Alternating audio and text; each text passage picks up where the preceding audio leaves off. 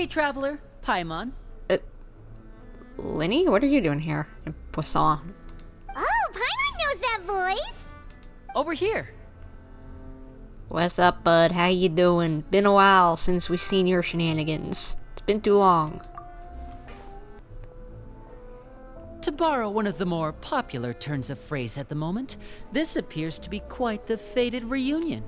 Running into you two out of the blue like this has really made my day.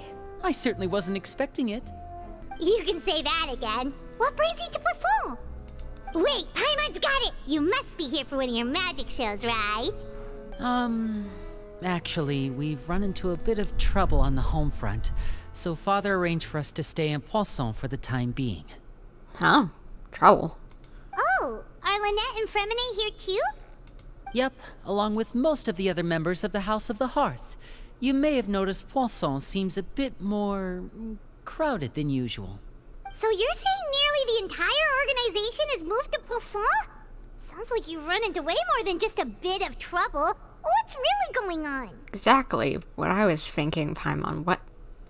Okay, dish. Spill the tea, now. Well... Since the two of you are so curious, perhaps I can fill in the gaps. Hello? Do you have to startle us like that? You scared Paimon half to death. Yeah, she startled me too. Father, you're here. You know, on second thought, maybe we don't need to know. It's all probably super confidential House of the Hearth stuff, right? We totally weren't trying to pry or anything. I think she's a little more chill than that. So don't worry, I don't think she thinks we're gonna cause much trouble if we know. No need to be nervous. I could sense your genuine concern from your conversation just now. Of course, I can also understand your confusion. Sending so many Fatui here to Poisson, it's only natural that some might suspect an ulterior motive to be involved. We still have our reservations about your organization. I understand. I'm well aware you've had your fair share of confrontations with the Fatui in the past, and I can't exactly guarantee that we'll remain on good terms in the future. Understandable. As for right now, however, I would say we have little reason to be at odds, wouldn't you agree? The House of the Hearth could stand to be more open with those who have worked so closely with us in the past. As for the issue at hand, well, it hardly relates to any ulterior motive. To be frank, it all stems from a certain rumor circulating around the House of the Hearth. It's an internal matter. What sort of rumor? A rumor that a certain phantom child is hiding away in the House of the Hearth. Some sort of ghost story, maybe? A phantom child? Ooh, just hearing the name is giving Paimon the creeps. So people were afraid if there's a ghost running around the House of the Hearth, so you just said, fine, let's find someplace else to go while we get you idiots to realize that everything's fine. A spirit that should have long ceased to exist is lurking in the shadows of the House of the Hearth. Wait, really? Like, literally.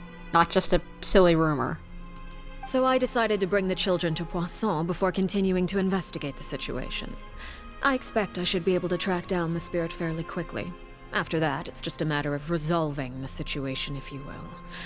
It shouldn't be much trouble at all.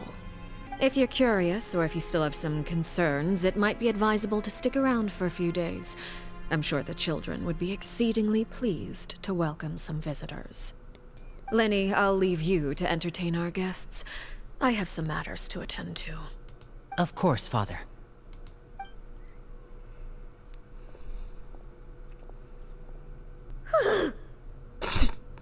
Paimon, breathe. You're fine. I couldn't help but feel intimidated during that conversation with the knave. Now that she's gone, it feels like I can finally breathe again. She also suggested that we stick around for a few days. But why? Maybe she needs her help, I don't know. It has long been a dream of mine to invite you to our home and introduce you to my other siblings. You're quite well known in the organization already. A lot of people have been talking about you, especially after everything with the prophecy.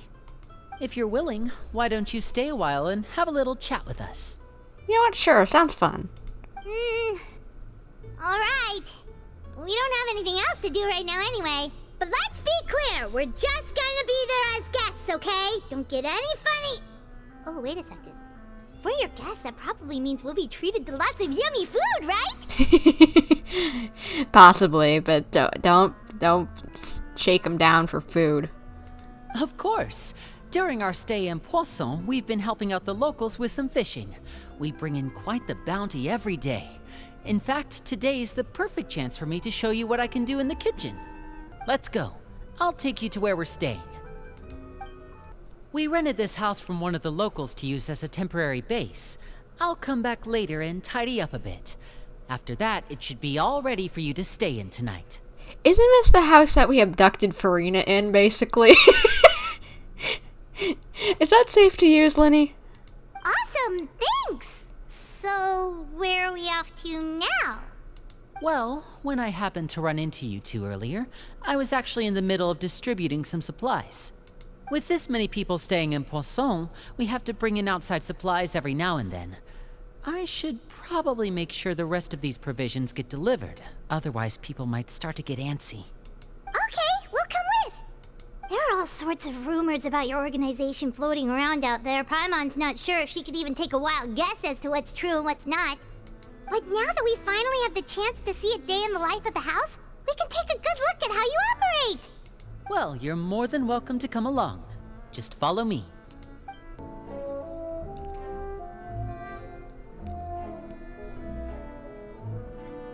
Linny! We're finally here. The supplies. I'm assuming you've... Brought them with me? Yep, here you go. Hello? Something caught your eye? Dude, it's just spacing out. Hi, traveler. Knight of Favonius, honorary knight, saved multiple nations. Yeah, that's me. It's the Traveler in Paimon! No way! Okay, I guess we are, like, absolute famous in the House of the Hearth. Come here, everyone! Hurry! The Traveler and Paimon are here! One at a time, please. Don't crowd around them all at once. We don't want to scare off our guests now, do we? Oh, it's alright! Gotta say, Paimon didn't realize we were this famous. Yeah, I didn't realize that. Goodness. Of course! Father and Linny have told us so much about you. Father told us about how you helped Linny. According to her, you're a trustworthy friend. And as far as she's concerned, that's pretty much the highest compliment we've ever heard her give. As you can imagine, everyone's been very curious about you. I heard the Traveler is so strong that she can move a mountain with her bare hands. I don't know if that much, but I guess she is decently strong. I heard Paimon eats so much that she can clean out the entire pantry at Hotel de Boer in just 3 days. Now that might be true. Wait a second! That's the rumor you heard about Paimon? Oh, not cool at all! Mine's also a bit of a stretch. Oh, wait! When guests visit, you're supposed to give them gifts and stuff, right? Oh, we don't need something like that. Besides, we don't have anything to give to you! Come on, we insist! I can give you some of my new potions. Just pick your poison. And by that, I mean medicine or actual poison. I've got both. I wouldn't mind you making potions that are just regular medicine, but poison... Arlecchino, I know what your operation is around here. I get that, you can't really change a lot of it. But could you not have the less than 10-year-olds making poison? Huh? Or maybe Shaplo can teach you guys about stealth. He's super good at it. He's never been caught. Now, I like stealth. Now, that'll take you up on. Ah, now that's not a bad idea.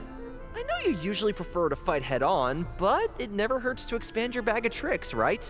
When it comes to eliminating your enemies, staying quiet can go a long way. Trust me, I would know.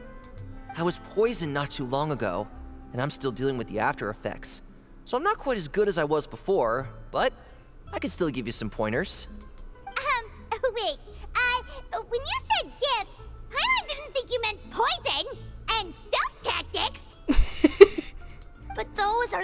things we can give you. You don't like them? Just say yes. I don't want to hurt the poor kid's little feelings. Ooh, how about this? Tell me the name of someone who really annoys you, and we'll teach him a lesson for you. No, thank you. Jesus. Christ on a bicycle. All right, Fold Selwar. I think that's enough suggestions for now. When it comes to being a good host, it's the thought that counts. You don't need a physical gift to make our guests happy. In fact, pestering them with suggestion after suggestion might make them more annoyed than anything. I would say your enthusiasm has certainly gotten across. Yeah, duly noted that you're excited. Let's just leave it at that. Really? Absolutely, we definitely feel the love. Awesome! It's been so long since we've had guests to play with. If there's anything you need, just let us know. Alright, good to know. Yeah, especially if it's poison or something. I've got all sorts of potions for that. Arlecchino, get this girl off of poison duty, please, I'm begging you. Well, we'll talk to you all later. We've still got supplies to distribute. All right, see you later.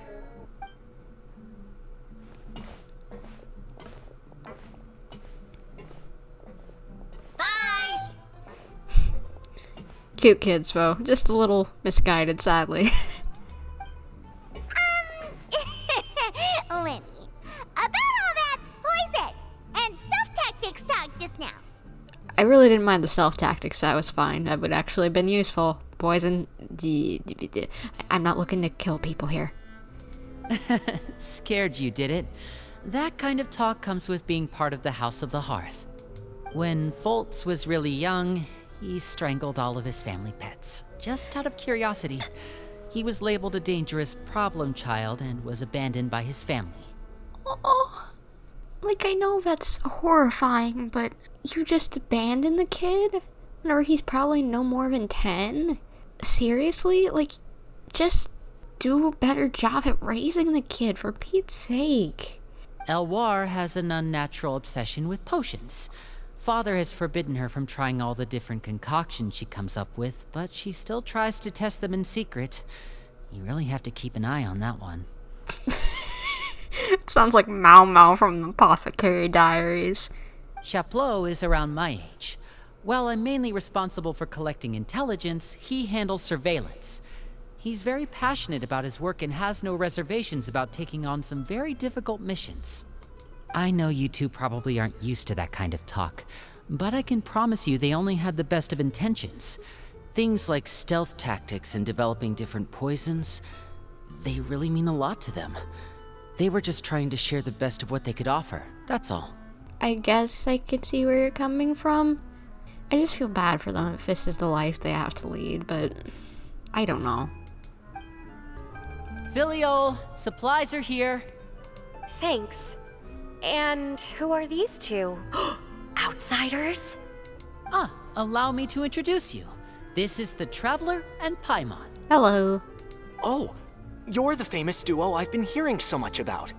It's nice to meet you. I heard you've traveled to all sorts of places. Is that true? Yeah. Of course! We're making our way all across to that! Oh, good for you. You must be pretty familiar with Fontaine by now, then. Have you seen the new opera that started running recently? I think it's called... The 4,000 Thieves? Not particularly. Oh, this is the first we've heard of it. It seems like it's going to be fantastic. From what I've been able to tell from the posters, anyway. You should definitely check it out if you have the time. Oh, and there's The Blind Maiden, too. That one is supposed to have audience interaction. Seems pretty interesting. After this mission is over, I think I'll go get a manicure. Oh, maybe I should dye my hair. Wonder how much it'll cost. Don't get rid of the ginger hair. Love it because ginger is the best. Is it just Paimon, or do these two seem much easier to get along with than the others? Looks like the House of the Hearth has some normal members after all. Save that reservation for another few minutes. That might change. I heard that. Oh! Oops. Yeah, she's right there. Both of them are. I'm guessing you're referring to Foltz and the others? Yeah, we're definitely not all like them. I bet those crazies are practically foaming at the mouth right now. I'm sure they just can't wait to get back to Snezhnaya to carry out the plan. What? What plan? That's enough, Filial. Don't talk about family members behind their back, right? Whatever. Let's go. Yeesh. I didn't really think there'd be things like that going on around here, but I guess you can't stop everything. Guess this is goodbye then. If you ever have some time, we should go see the opera together.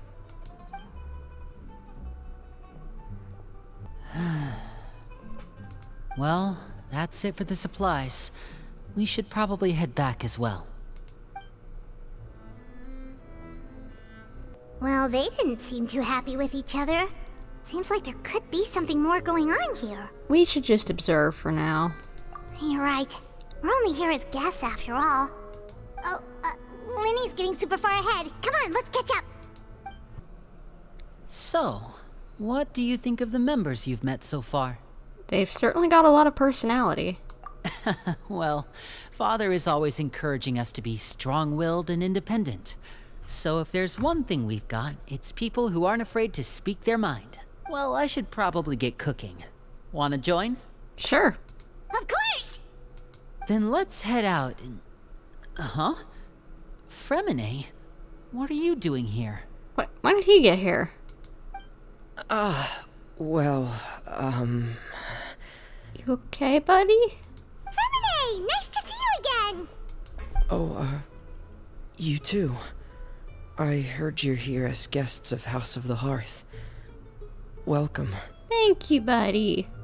We were just going to make some food. Why don't you come along? I could use some help in the kitchen, and I seem to remember you mentioning you wanted to make seafood soup for the traveler in Paimon. Seafood soup? Oh, Paimon's drooling already. Were you looking for something just now, Freminet? Maybe I can help. It's nothing. I just wanted to see if there were any extra supplies. Yeah, we've got some left over. What do you need? Some food and water. And some clean cloth, if possible. Clean cloth. No problem. Give me a second here. Food, water... Wait a minute. What do you need all of those for? You're not on any missions as far as I'm aware, and you were just going to come eat with us. So what's this all about? Yeah, I'm concerned too. You seemed a bit nervous at first, so what's up, Fremi? I thought I'd grab an extra portion because I get hungry at night. Could be because I'm growing, you know? And... Freminet, you remember what I told you? You're not like me. Your lying skills still need some work. Tell me what's going on. Is it really bad enough that you have to keep it from your own brother? Aww. Maybe it'll be better if we gave them some space.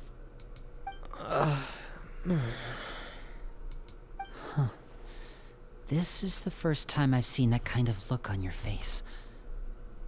Whatever happened, does it have something to do with Father? yes. Just follow me. Okay. You're back! Oh, and you've brought some friends with you this time. Hello, my name's Linny. I grew up in the House of the Hearth. And you are? Hi, Linny. I'm also a child of the House of the Hearth, just like you. You can call me Clairvy. Hold up 2 seconds. If you watch the trailer, the animation they did for Arlecchino, like the 2D animated anime thing with her fighting the old House of the Hearth, like person who ran the House of the Hearth. I think this is the same young girl that Arlecchino was friends with. I could be wrong, but very much so looks like her. Clairvy? It's nice to meet you. Does that name ring any bells, Lenny? No, not at all. That's not a name we have on our roster, I'm sure of it. What I'm not sure of, though, is how she managed to sneak in. She must be the phantom child Father's been searching for. From the looks of it, I'm guessing you were the one that found her, Freminet. You, haven't told Father, have you? No, I haven't told anyone. I've just been keeping her hidden. I'd probably say that's the best for now. For how long? About half a month now. How do you keep this ghost child hidden for 2 weeks straight, Freminet? How do you just do that? Like, someone had to have found out before now. So ever since we got to Poisson, then, do you have any idea what you're doing? I know what I'm doing. Really? 'Cause from where I'm standing, it looks like you're hiding the very person Father has been trying to find. If Father finds out about this, everyone involved is going to be punished. You know the rules of the house, Freminet. I know you do. Father doesn't tolerate any form of betrayal. So why are you doing this? 'Cause it's the right thing. I've thought it through. And I just can't hand her over like that. Yeah, I've got some bad feelings about this. Linny, don't you remember last year? Sheplo nearly died after getting poisoned during that one mission. He wasn't able to get back before the poison started taking effect, and not a single person was there to help him. That night, while I was sleeping, I heard a voice telling me to go save him. I opened my eyes, but I couldn't find the source of the voice. I thought maybe I was just hearing things, but I went to look for him anyway. Luckily, I got there with enough time to save his life. That feeling of being haunted, of hearing voices, it's happened many times in the House of the Hearth. I'm sure you've noticed. So what you're saying is, that was her? She was the one who spoke to you that night? Unless there are other spirits roaming around the House of the Hearth, I don't think there's any other possibility. If Clairvy were our enemy, it wouldn't matter whether she was a spirit or an actual child. I would have acted without a second thought, because that's what Father ordered us to do. But she's been living with us, helping us from the shadows all this time. I think that makes her family. I couldn't just hand her over to be dealt with. Not when there's so much we still don't know. So what's your plan then? You can't keep her here forever. Someone is bound to find out eventually. I haven't thought that far yet. I don't want to disobey an order from Father, but I also don't want to put Clairvy in danger. Yeah, that's a hard decision. Come with me. There are a couple things I'd like to say to you in private.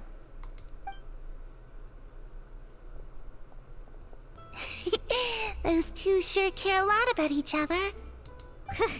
Well, they got a funny way of showing it. From where Paimon was floating, it sure seemed like they were about to bite each other's heads off. More Lenny to Freminet than Freminet to Lenny. Freminet, I don't really see him being able to do that. No way. They have a really deep bond. I could tell right away, because I also have a friend like that. I just don't know how long that kind of bond can last. What do you mean? The darkness in the house runs deeper than you can imagine. No one can get out alive. Jeez Louise, girl. I'm sorry, Linny. I really didn't mean to drag anyone else into this. Oh really? You didn't mean to? 'Cause I for one wish you did. Huh? What do you mean?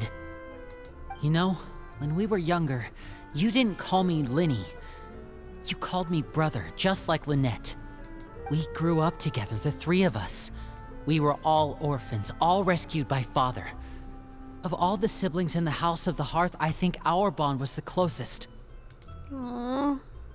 Later on, when you started calling me Linny, I wasn't actually surprised. After all, Lynette and I are related by blood. We've had to depend on each other to survive long before we joined the house. Linny, The darkest and most difficult moments of my life happened before you and I had ever met. I'm sure that's true for you as well. Even so, Freminet, we've stood by each other for all these years now, and to me, that means more than blood. Oh, they're gonna make me cry over here. This is sweet. You and Lynette are the most important people in my life. No one can replace you. So I won't let you face anything alone. Not if I can help it. Oh, looks like things are getting kinda heated between Linny and Freminet. Maybe we should go check on them. Alright, and it seems our... It's raining. I should put my clothes away. Oh, she's so sweet. You gave her the lasagna. Where'd she go? Oh, there she is. Oh wait, she's a ghost child. Of course that's gonna happen sometimes. Looks like she's not here either. Perry. That was like Peror or something was like Arlecchino's real name. Or like Perware or something, I think. So Perry would probably be a nickname for her. This has to be the girl from that thing. From that Arlecchino animation. Oh, things are gonna get sad, aren't they? Or freaky. Possibly freaky. Okay, now I'm scared. Hopefully cute and sad. Hey, you two! Hope we aren't interrupting anything. Oh, wait a minute, Freminet. You're not crying, are you? Is everything alright? everything's fine. Thanks for asking. Well, we're all friends here, right? We've been through so much together, so if there's anything we can do to help, just say the word. It's just a small family dispute. It's not something our guests should trouble themselves with. In fact, it might be better if your stay ended here. But sometimes having guests around can come in handy. What are you getting at, Traveler? We can help them with this. What do you think, you little goober? You little goober fairy. When guests are around, families are often on their best behavior. And any disputes are less likely to escalate. That's what you're trying to say, isn't it? Exactly. I think it'll be better if we stick around. I just... Thank you. I was really hoping to keep you out of it. But even if I could think of some other reason to turn you away, I'm not sure I could convince you. I know things could turn dangerous, so I promise you this. From now on, I'll protect you like my life depends on it. Aw, thank you. Me too. Well, back to the matter at hand then. If we don't plan on handing Clairvy over to Father, then our only other option is to solve the mystery of her identity before Father is able to track her down.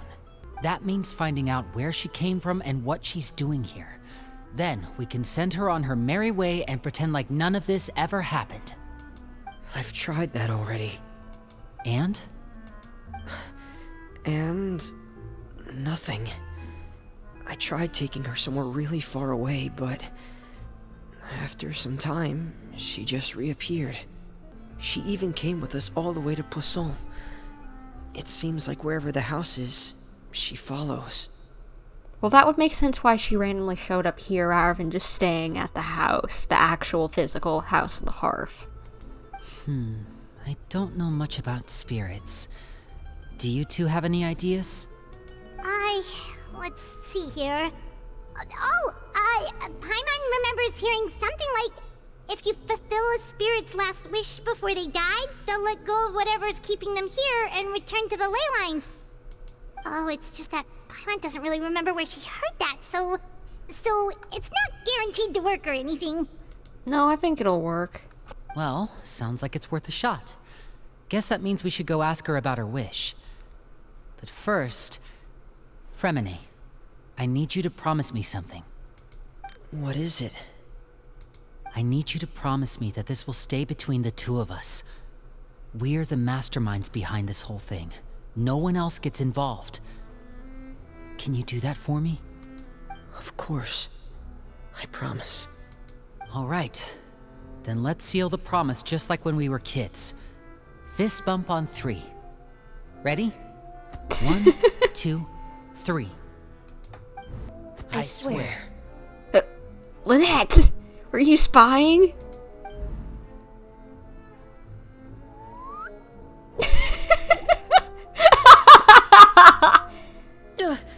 Whoa! She's so just deadpan. Where did she come from? Lynette! You scared me. But what a surprise! What brings you here, dear sister? I think she probably heard everything. And, when exactly did you get here?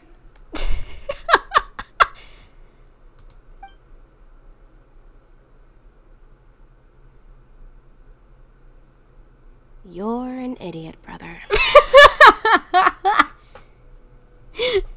Aww. And you too, Freminet.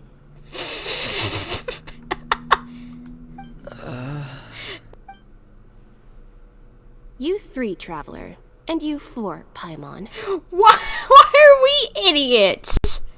Wait, what did we do? Was it that we weren't gonna tell you, or what? How are you to say that we weren't gonna tell you that this was going on? I've seen Clairvy around the House of the Hearth before. I hadn't seen her in Poisson, so I figured she must not have come with us. But it turns out you were just hiding her. I heard you talking about your plan. Rather than steering clear of the situation, I'd rather fully join in. If you don't agree, I'll have no choice but to report everything back to Father. Simple as that. Let her in! Let her in before she causes trouble! You're not giving us much wiggle room here, Lynette. Well, I guess we're all in this together then. After we talk to Clairvy, we'll figure out our next move. There's no time to lose. Let's go. I'm full. Thank you for bringing me this food, you guys. It looks like you haven't touched your food, sweetheart, but you are a ghost, so, yeah, it makes sense, I guess. She said she's full, but the food doesn't look like it's even been touched. I guess we both noticed. She's a spirit. So she can't actually eat. That's right.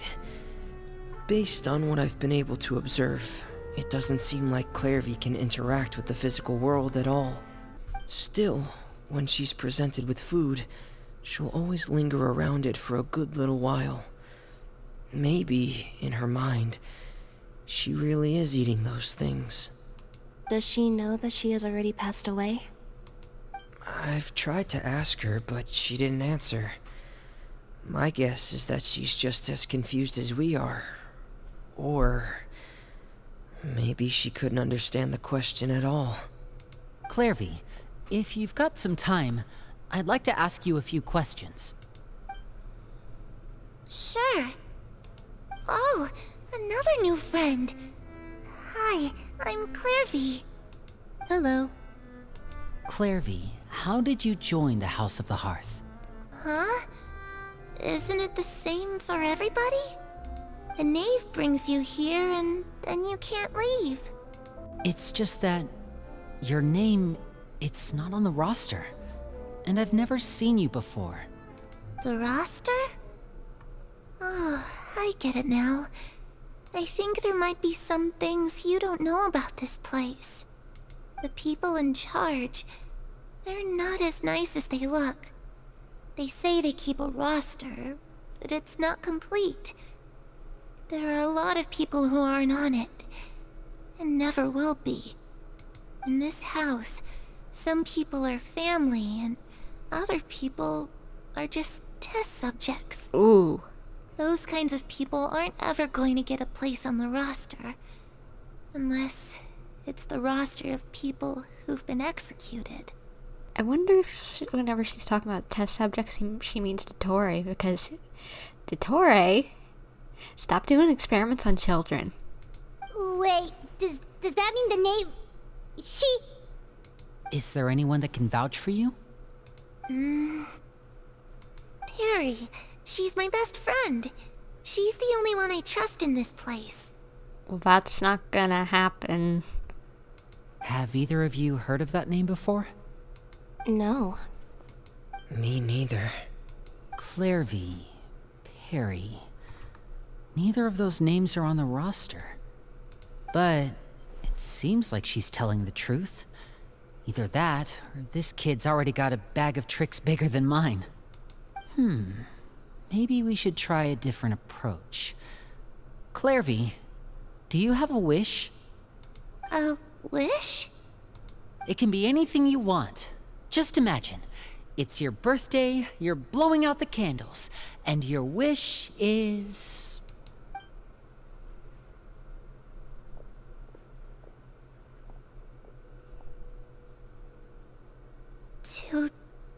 To go outside. Where the sun can find me. That's... it? Well, that sounds easy enough. Yeah. Is she stuck here? The darkness in the house runs deeper than you can imagine. No one can get out alive. What did she mean by that? Things can't be this simple. Okay, time to divide and conquer. Listen up. I've got a plan. I'll try and find a way to use basic illusory magic to take Clairvy outside and bring her somewhere with sunlight. Lynette, try and find the list of executions that Clairvy was talking about, and see if her name is on it. Freminet, you stay in Poisson. We can't be the only ones who've had run-ins with Clairvy. I need you to collect intel on everything she's said and done. Understood. I'll try my best. What about us? What should we do? I really appreciate your willingness to help, but this is a family matter. I don't want to drag you in too deep. It's too risky. Come on, for Pete's sake. We're just gonna be standing around watching. Let me think. Since Father considers you to be guests, maybe you could stick by her side for a little while. You don't need to do anything except keep up some nice, casual conversation. Ah, Paimon gets it. You want us to distract her. How should we contact you? I'll give you a magic bird. If Father suspects something, all you need to do is release it when she's not looking, and it'll alert me that something's wrong. Such a cute little magic bird. It's black and white, and with blue eyes. That's cute. Of course, that's only as a last resort. If Father doesn't seem to notice us, there's no need to make contact. We'll reconvene here tonight after all's said and done. If the worst case scenario happens and we're discovered, just tell Father everything. We're not going to let our guests get punished for our own actions. That's where we draw the line. I don't know if I agree with that, but... Alright. Be careful, guys. You too. Okay, this is where we part. Father should be at the beach nearby.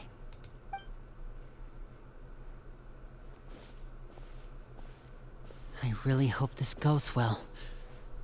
No, it has to go well. That's the only way this can get resolved. It's the knave and child. What are you doing back here? And wait, we can finally see if he has anything to say about getting yeeted into a portal from the Archon quest. Hey, aren't you supposed to be in Snezhnaya recuperating? What are you still doing in Fontaine? Yeah, that's what I was thinking. Oh, it's you two. I didn't expect to run into you here. I was unconscious for quite a while after the fight in the Primordial Sea. After I woke up, I realized I was being taken back to Snezhnaya, and well, I couldn't have that now, could I? Not when I've still got unfinished business here in Fontaine. So, I mustered up all my strength and made the journey back on my own. Holy, how you do that? What sort of unfinished business are we talking here? It has to do with Skirk, my master. I really wanted to meet up with her, but by the time I got back, she had already left. I still have so many questions for her. Without any other leads, all I could do was ask the knave to help me track her down. She must have left behind some traces from her time in Fontaine. Yeah, I really want to see Skirk too. She's got so much, probably, valuable lore info that we need. Oh, okay, so have you found any clues? Unfortunately, no. While the House of the Hearth is adept at collecting all manner of intelligence, certain existences can still manage to escape our purview. Basically, unless Master feels there's a need to meet with me, she's not going to be found. Aw, man. So we're probably going to have to wait till the end of the world or something again. But that problem has an easy fix. I just need to become stronger, and then... Paimon thinks you should focus on getting better first. The worst of it is over. It's all thanks to that one kid from the House of the Hearth. Elwar, I think her name was. She gave me a bunch of random potions to drink. They didn't go down easy, let me tell you. Pain and chills all over. But they really did help speed up my recovery. Well, I guess if it worked, eesh. And that's good, because it looks like I really do have to head back this time. The old man's been putting the pressure on me. He sent someone to tell me I'm needed for some sort of project. Piero? Is that who you're talking about, Piero? Project Stuja? Project what now? Yeah, that's the one. I heard Regrader's involved too. I'm not looking forward to having to listen to all his monologuing, that's for sure. Hey, maybe you could think of a way for me to stay in Fontaine for a little longer. So the Regrader is in Miss. That's Pantalone, the banker one. Helping Linny and the others brush up on their fighting skills would be far more interesting. If you and I could spar, that would be even better. I've been waiting for a chance to see you go all out. And what a sweet little daydream that is. But I also have a role to play in all this. I'll be leaving Fontaine shortly as well. What? Where's she going? Besides, considering how little they see fit to step outside the homeland, being called on to return to Snezhnaya by such illustrious dignitaries, what a great honor. Wouldn't you agree? You do not like your fellow harbingers, do you? One I could do without, I'd say. Is it just Paimon? Or does it kind of seem like they're... Just casually trash-talking their colleagues behind their backs. So, dear guests of the House of the Hearth, to what do I owe the visit? we just... Want to learn more about you? Right! We're super close to Linny and the others, but we still don't know much about you! Is that so? Introductions have already been made, have they not? Yeah, but just more than just like a, hello, I'm Harbinger. Nice to meet you. I run the House of the Hearth. Goodbye. There's nothing really much more. Oh, well, you see? There's only so much you can learn about someone from a short introduction. At least tell us something a little extra, like, why do you call yourself father? That one is gonna be a touchy subject as far as I can tell. Because, if you watched that one animation, I think it's because she doesn't want to be associated with the last, director of the House of the Hearth, who referred to herself as Mother. So she wanted to be opposite of them, so she calls herself Father. So it's gonna be touchy if she does talk on it. Good question. I'd also like to know. The fact that you have to ask tells me our intelligence work has been quite successful. Telling you the answer to that question would only serve to undermine that success. And we can't have that, now can we? Spoken like a true diplomat. That was some expert sidestepping right there. Very true. Well, if there's nothing else, I think I'll take my leave. I still have a small matter to resolve at home. Wait, don't go! Paimon, calm down. You're gonna blow our cover. If the knave leaves right now, she's sure to run into Lenny and Clearvy. Should I release the bird Lenny gave us? No, we should try to get her talking about something else first. About the House of the Hearth. What does the organization mean to you?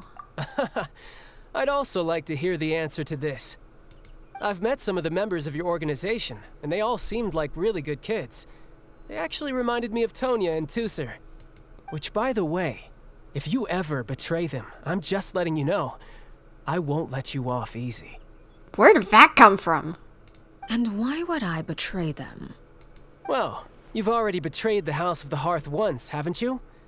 At least, that's what I heard. Technically, yes.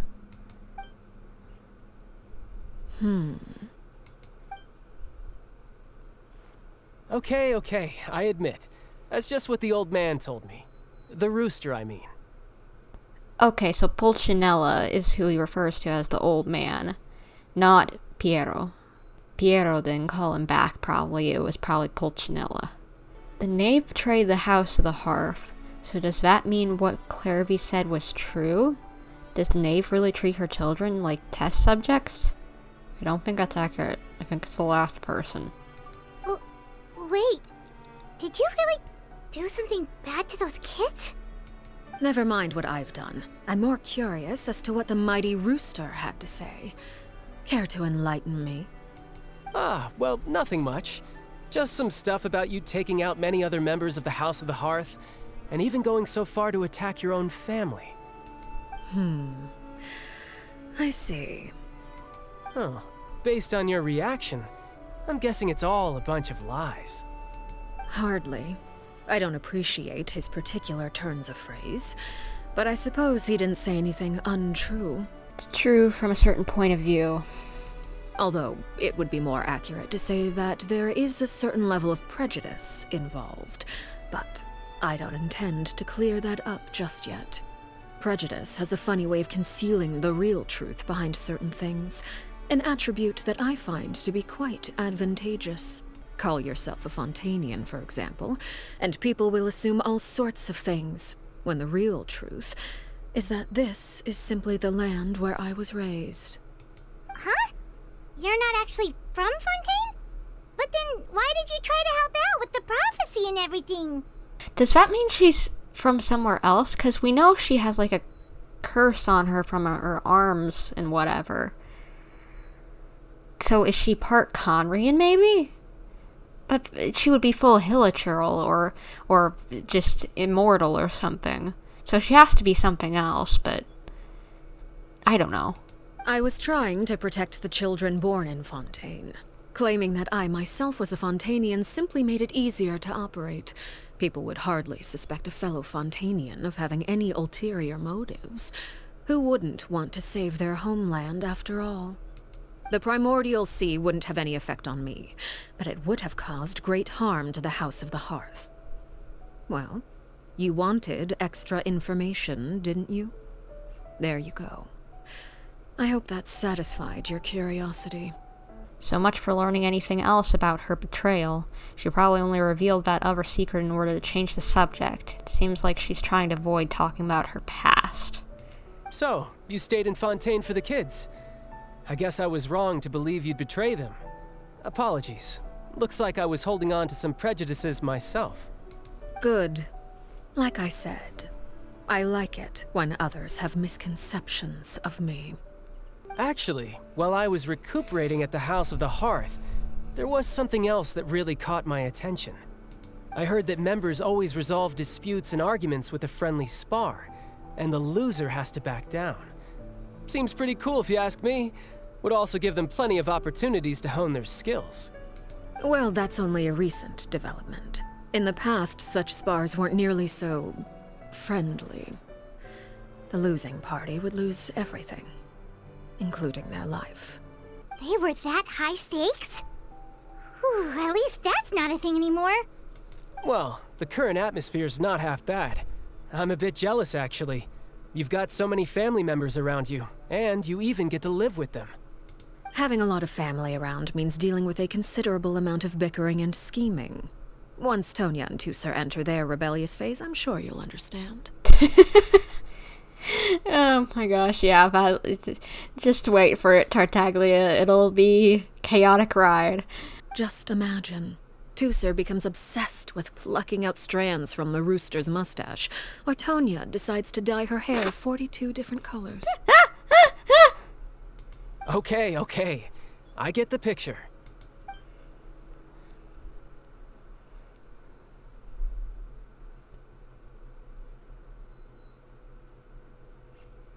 Well, would you look at the time? I should probably get going. Traveler, Paimon, I'm not sure where our paths will cross next, but the next time we run into each other, we should definitely try and find some time to spar. Yeah, I'll wait until you're better, actually.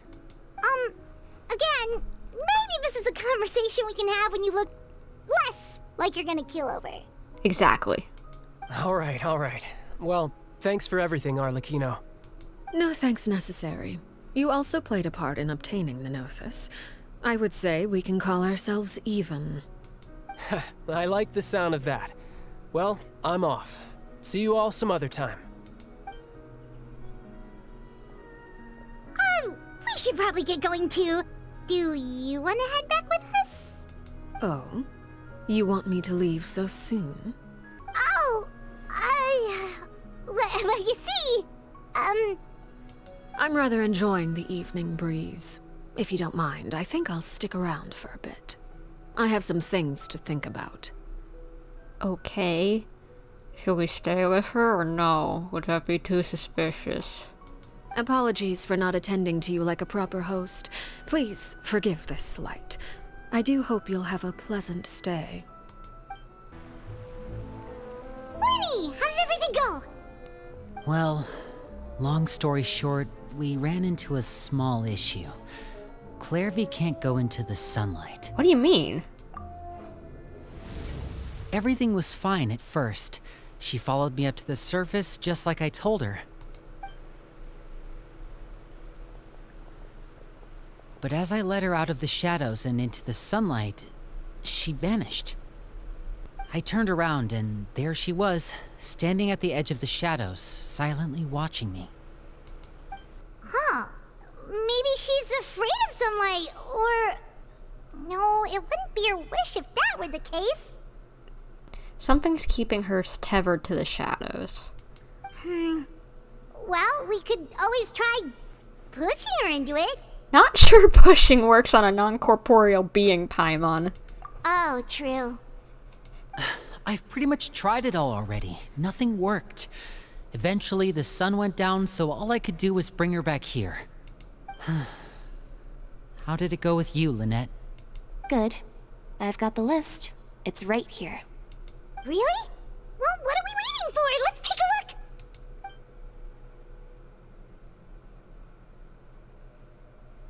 Oh, that's a lot of pages. Oh, it's gonna take forever to get through it all. We can each take a section. Here. La Pouillade, Landois, Chambel, Horaire. Okay, why do I need to see them?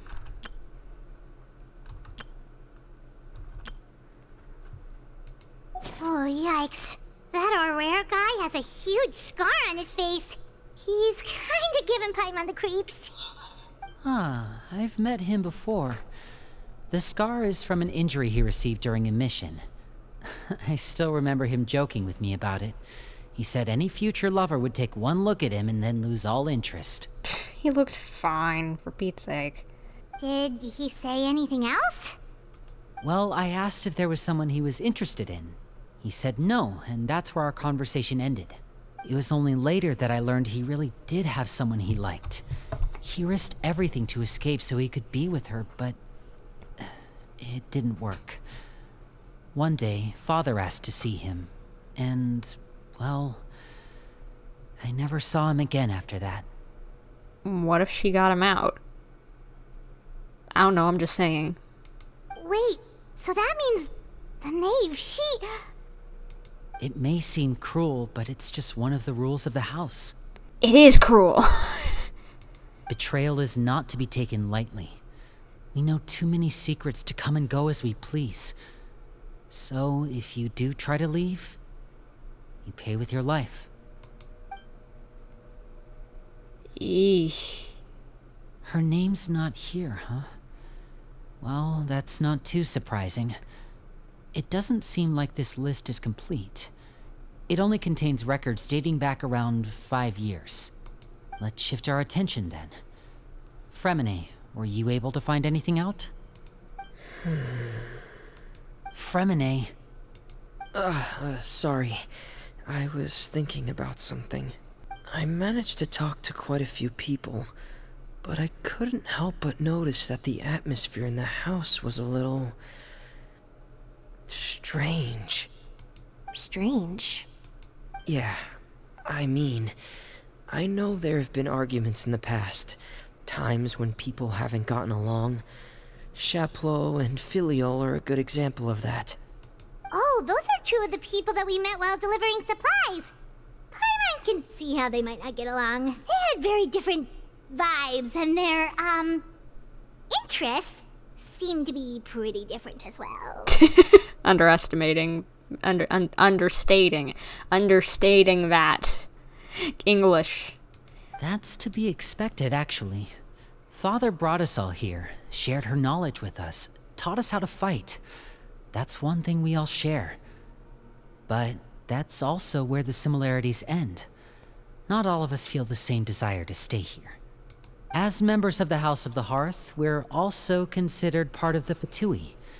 And to a lot of people, that's an identity they never asked for. Certain members get older and realize they want something else for themselves. But considering the rules of the house, most people would never say that out loud. People like Chaplot and Foltz are loyal to Father and her vision. They're proud to be part of the Fatui. Filiol and Nantoy, on the other hand, well, they aren't quite as enthusiastic. I can understand that. These kinds of conflicts have always been there. It's not like Father is in the dark about any of this. Well, that's true. But it just feels like things have gotten worse lately. Filiol and the others, it seemed like they were meeting in secret to talk about something. Maybe that project Tartaglia was talking about? I can't say for sure, but I think they've met Clairvy. You think she's been inciting them to act out? No, not exactly. But I wouldn't be surprised if she said something to them about the darkness in the house and how deep it runs. She's told me about it before. Experiments being run on children. People being used as pawns on the battlefield without so much as the strength to survive. And they just believed all that? Without any evidence? Clairvy's words probably gave them the excuse they were looking for. Whether they actually believe them to be true is secondary. This is all because of Project Stuja, isn't it? Whoa. Hold on a second. What's this Project Stuja all about, huh? This is the second time it's come up now. Sorry, but I'm not sure of the details either. I only know what Father has told us, which is that it's something the Rooster and Regrader have been working on together. Apparently, it has to do with the Fatui's strategic plan for the future. Because the House of the Hearth was so successful in obtaining the Gnosis, we now have the honor of playing a key role in Project Stuja. You know what I'm looking up now? Stucha. The Chinese word for Project Stuja, this comes from the Genshin, the Hoya Lab. A Hoya Lab article, what I'm reading. Is a word, is like the Chinese word Yandong I believe is how you pronounce it. And direct translation would make it Project Severe Winter or the Severe Winter Program. But I'm wondering, does that have to do with, like, are we gonna have something where we have eternal winter or something like that? Wait, but isn't that a good thing? For you guys, I'd imagine it would be. Key role is just another way of saying dangerous role. To us, the whole thing is an inconvenience. Oh. Alright. Father thinks so too, but she's in no position to refuse. Their plan isn't exactly unreasonable, and they've been funneling the house a lot of funding. It's just that we'll lose a lot of members in the process. Participating in the plan, it's an honor in name only. What they're really trying to do is subdue us. The existence of an intelligence organization outside their control makes them feel uneasy. But it's their intelligence organization. It's the Fatuis. Why are they worried? Just because it's not in their homeland, or what? Looks like the Fatui are plotting something big, but given how little Lynette and the others seem to know about it, I probably won't be able to learn much. I should keep a sharp eye out during any future dealings with the Fatui to see what I can learn. Okay, super complicated top secret Fatui business aside, what does all of this have to do with the conflicts you were talking about earlier? Paimon doesn't get the connection. External pressure has a way of exacerbating internal strife. You can't overlook the power of fear either. People are afraid of dying, and that fear is often the impetus for a lot of stupid decisions. True. I thought resolving the Clairvy situation would make everything go back to normal, but it looks like things are more complicated than I thought. If we leave Filiol and the others to their own devices, sooner or later, Father will be forced to take action. I feel like that action would be eating and deleting some people, if you catch my drift. We can only focus on one situation at a time, brother. You're right. Even if we confront Filial and the others, it won't do any good. It might even make matters worse. We should focus on Clairvy for now. Well, it's getting late. We should head back and get some rest. We'll try again first thing tomorrow. Lynette, you stick with me this time. Freminet, keep a close eye on Filial and the others. Make sure they don't do anything they'll regret. Good work today, everyone. Have a good night, and I'll see you tomorrow. Oh, I'm always looking forward to an early night, but she can't sleep at all. Hey, you don't think the knave will be too angry with Lenny and everyone if she finds out about all this, do you? Paimon, keep it down. We don't know where she is. She's even scary when she smiles. If she were to actually get angry... Ooh, you have to protect Paimon if that happens, okay, Traveler? You can just hide behind me, I guess. Trust is ever, Traveler. Clairvy was just running around. We can't let her be seen. Look over there. Clairvy, what's she doing over there? Quick, let's catch up with her before anyone sees.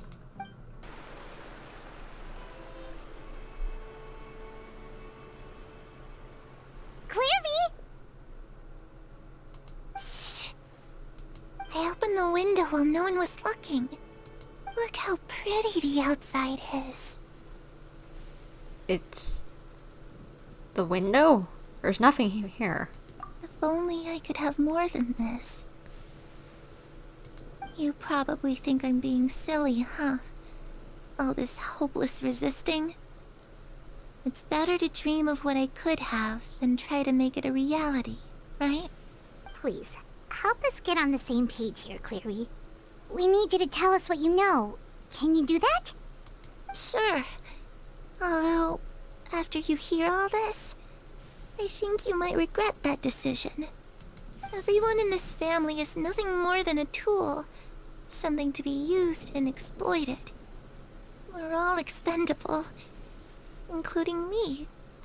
As long as you're useful, you get to stick around. Lose your value. You're handed over to the doctor, experimented on, and given a fate worse than death. I've seen it happen again and again, and I've had enough. I guess it was the doctor who was doing experiments.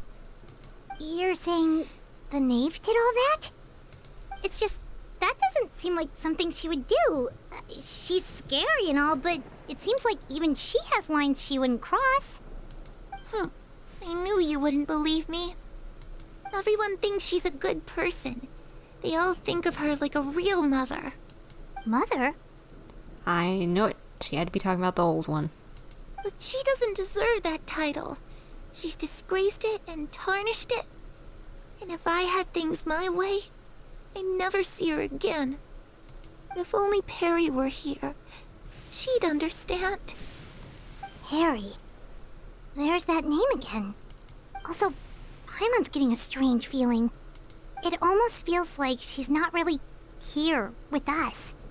Paimon can't tell if she's actually talking to us or if she's mistaken us for someone else. I'm not sure either. She's a spirit, so it could be anything. Well, in any case, it seems like she really needs someone to talk to. We should keep her company for a little longer. She looks so young. But it seems like she's been through a lot. It's getting windy. I should close the window. Ooh, look at the moon. Isn't it pretty? Hey, wanna hear a secret? I heard that if you look up at the night sky in Snezhnaya, you can see the aurora. It's supposed to be super pretty. Even prettier than the moon tonight. Well, first of all, there isn't a moon there, but I'll take your word for it. And second of all, this has to be the girl from that animation. Because she wanted to see the skylight up in Snezhnaya too. I'd love to see it, Clairvy. Perry and I promised each other that once we're older, we're gonna go see it together. But I can't find her. I'm worried she's also been... No, that wouldn't happen to her. She's special. Mother likes her a lot. I should really go talk to Mother, but we just fought. She doesn't want to see me, and I'm too scared to face her. What should I do?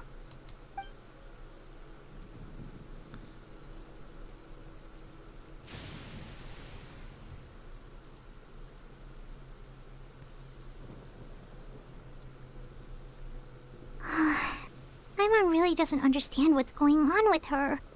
She's seeing things of her own time, I think. Well, let's head back. We've got an early morning tomorrow. This is an interesting development. Alright, looks like we're all here. Let's go ahead with the plan. Before we do that, I have a question. Oh? What is it? Have the knave and the doctor ever worked together? What makes you ask that? Well, we kinda ran into Clairvy last night, and that's what she told us. We met the doctor back in Sumeru. He's super dangerous, and he's done all sorts of bad things. It's possible that Father and the Doctor have had certain dealings, but I don't think Father would work with him. Okay. We're not really on the same side, so there's not a lot of trust between them. That doesn't exactly set the stage for a successful partnership. I did hear, though, that when Father first became a Harbinger, the Doctor offered to work with the House of the Hearth. Father rejected most of his proposals, except for one.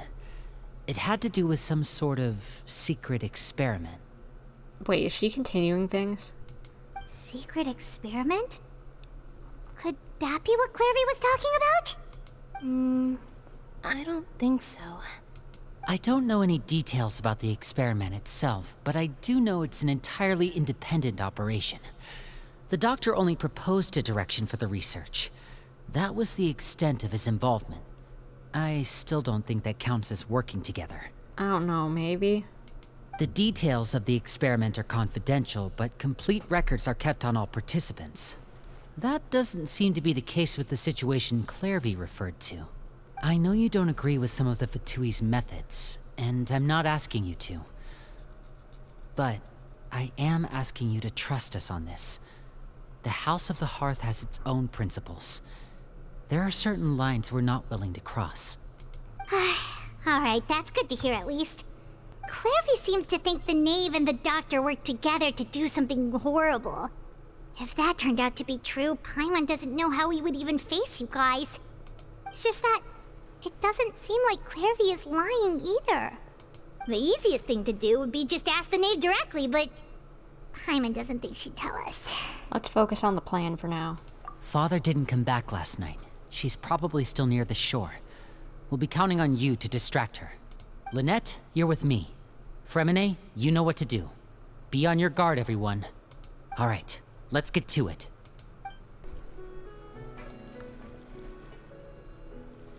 Ah, it's you two again. I must say, you look a bit pale. Did you have trouble sleeping last night? A little bit, maybe? A little. Perhaps if you had less on your mind, you'd be able to absolve yourself of such troubles. So what are you planning to do now? Catch up on some sleep? Or should I give you some time to rack your brain for a topic to discuss before I ask any questions? She's on to us, isn't she? Although I must profess to being curious. Without child here, how do you plan on distracting me? Don't smile at me after saying that. Us? Distract you? A good one. But no, we were just here for a chat. Looks like you could have used some extra time to think. No matter. If you don't have any other plans, why don't you accompany me somewhere? Sure, why not? Don't worry. I'll be sure to steer clear of any scheming children. Well, I guess she's good enough to know when to give him space. She must know that something's going on, but the kids don't want her to find out, so she probably trusts Lynette and Freminet to not be doing anything too bad. The ocean breeze is sure nice today. So you know everything, then? Children always think they can hide things from the grown-ups, but nothing gets past me. Least of all a little scheming. I think I'll let them have at it for a little longer. I can be very patient. Well, I'll leave you to think things over. If you're so inclined, meet me outside the Palais Mermonia. Okay. What you gonna be doing there? Good things come to children who do as they're told. So I do hope you decide to tag along. If only for your friends' sakes. Okay, we'll do. What should we do? Just follow her, I guess. She clearly knows about everything we've been doing, and Paimon doesn't think it'd be a stretch to say she was threatening us just now. We should release the pigeon that Lenny gave us, and then probably go with Arlecchino.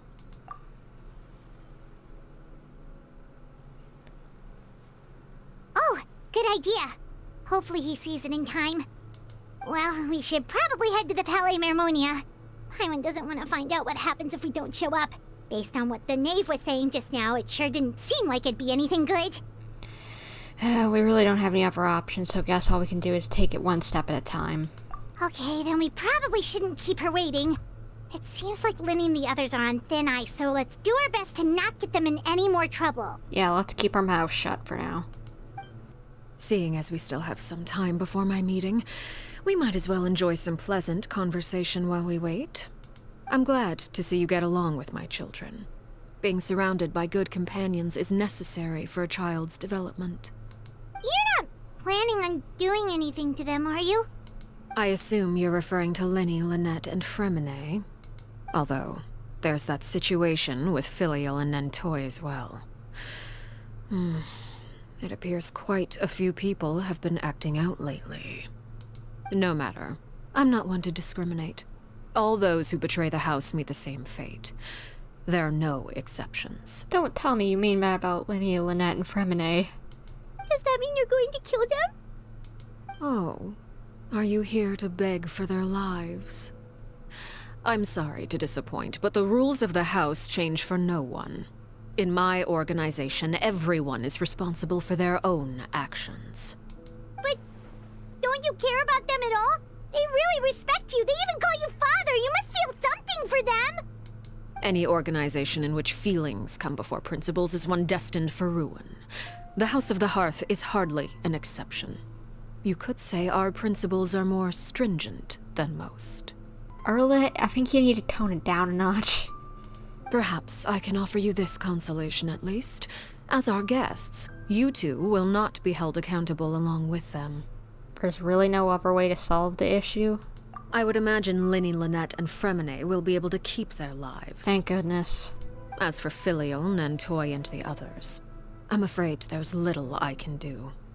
They can try to escape, but once you know our secrets, there's no getting out alive. Is that What Clairvy meant? But that's awful. Ah, you seem concerned. Out of consideration for my guests, I suppose I could turn a blind eye for a little longer. If Lynnie and the others manage to dispose of Clairvy in the meantime, all evidence of their wrongdoing will be lost. In that case, I could hardly punish them for something I couldn't prove. So she knows about Clairvy too. Okay. This is interesting. How do you feel about that? That's Clairvy. If their efforts are unsuccessful, on the other hand, all will be held accountable. And the punishment will be severe. It's a deal then, I guess. We'll hold you to it. Of course. Oh, and here, I believe this belongs to you. Do try and keep better track of it next time. I was wondering if she was gonna see that and get it. Well then, Lynnie's goose is cooked. It takes a considerable amount of time to train a bird like this. It would be such a pity if you were to lose it. Permanently. Wait, where did you get that? Well, I'm afraid that's all the time we have to chat. Now, for the matter at hand. I asked you to meet me here because I have business at the Palais Mermonia. It has nothing to do with you, but I think it would be prudent for you to stick by my side for the time being. There will always be time later to run off and tell Lynnie what you've learned. Well, time to go. Looks like we wrapped things up just in time. Okay, I'm starting to get that intimidation feeling that Lumine was having.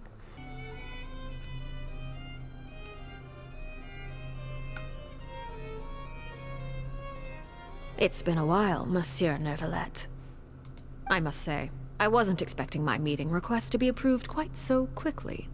The Palais Mermonia operates with an efficiency worthy of admiration. It is only right that an esteemed diplomat such as yourself should be afforded the proper level of respect. I think you're just scared of the Fatui, which I can't blame you. Although, if I may speak plainly, I must confess that I did not anticipate we would have the occasion to meet again after presenting you with the Gnosis. I see you brought the Traveler and Paimon with you as well. If I may inquire as to the purpose of your visit. Hi, Nuvi. How's it going? I don't really know what's going on. I'll be departing Fontaine shortly. There is, however, an outstanding matter that I would like to see resolved before I go. It requires a rather lengthy explanation, I'm afraid. So I took the liberty of explaining everything in this proposal. Please review it at your leisure, Monsieur Neuvillette.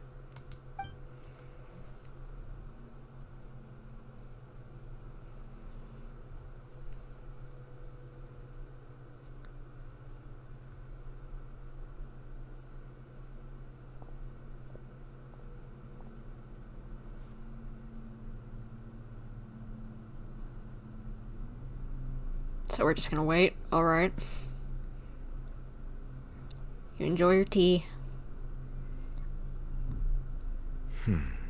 I understand your request. However, at the risk of causing offense, I must admit that I fail to see why you would wish for such a thing. I heard you have a certain fondness for water tasting, Monsieur Neuvillette. So allow me to use water as an analogy. Hopefully this analogy does not fly over my head. A family is like a large body of water with countless rivers flowing in and out. As someone who watches over this system, I would hope that each river that flows from the source will eventually reach the ocean. Of course, objectively speaking, I know this is impossible. Most of the rivers will dry up along the way, disappearing into the ground and leaving nothing but a barren riverbed behind. Not all rivers are destined to reach the ocean, but I would not see their existence rendered meaningless. I believe the water that flows within them is simply meant for a different destination, like a field in need of irrigation. Or perhaps the glass of a certain water-tasting enthusiast. Okay, so I'm wondering, is she basically trying to say that rather than killing off certain members, put them into protective custody or something around here? Did you get any of that, Traveler? Kind of, maybe? Your words paint an optimistic picture indeed. Allow me to remind you, however, few among us are willing to sip from a glass filled with tainted water. It may have been tainted at one point in time, but not to worry. I'll make sure it's drained of all impurities and returned to its cleanest form. Wait a second, I just wondered.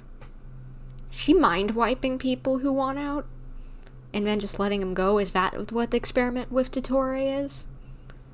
Mind-wiping them so that they can leave? Actually, because the reason why they can't leave is because they have too many secrets. Maybe that's it. I seem to recall there being a transactional aspect to your proposal. Perhaps you could expound on that? If you accept my proposal, Monsieur Neuvillette, I will gradually withdraw my forces from Fontaine. And, unless absolutely necessary, I will no longer carry out any special missions within Fontaine. So she's demilitarizing, basically. I presume I can take your words to mean that, in the future, cases similar to the Tartuffe assassination will cease to cross my desk? The what? Excuse me? What happened? Tartuffe? Ah, that thief who embezzled funds from all those charities, you mean? My deepest condolences to his family, but without any evidence, I cannot imagine how the House of the Hearth might have been involved in his passing. Of course, if you accept my proposal, Monsieur Neuvillette, I'm sure certain measures could be taken to reduce the frequency of such troubles. You choose your words carefully indeed. In that case, I'm inclined to accept your proposal. Alright, she ain't doing any black ops anymore, man. My thanks for your generosity, Monsieur Neuvillette. Well, with that settled, we should be going now. I took the liberty of bringing along 2 bottles of spring water from Snezhnaya for you to enjoy. I do hope I get the chance to hear your impressions. Perhaps at our next meeting, yes? Indeed. I trust you would not overlook your commitment in the meantime. I don't think she will. She seems to be a woman of her word. All right, Traveler Paimon. Time to go. Lenny, don't be dead. Nuvi, please, talk to me. Nuvi, honey, baby, hello. Nice to see you. Been too long. I believe I've told you before that my emotions easily resonate with those of others. Yet in the few meetings I've had with that Harbinger, I haven't been able to sense any aspect of her emotional state. Her mind is like a still body of water. Who knows what darkness lies in its depths, and the lack of ripples on the surface gives nothing away. It's unclear whether this is her natural state of being, or whether it's an incredible strength of will that gives her the ability to master her emotions. Either scenario, however, suggests she is a very dangerous individual. Agreed, Nuvi. I do not expect an explanation as to why you two are by her side. Whatever your reasoning, I would only advise you to take caution. Thank you. I will definitely do so. Yeah. Trust me, Why can I not sit in your chair? Gosh darn it. Oh.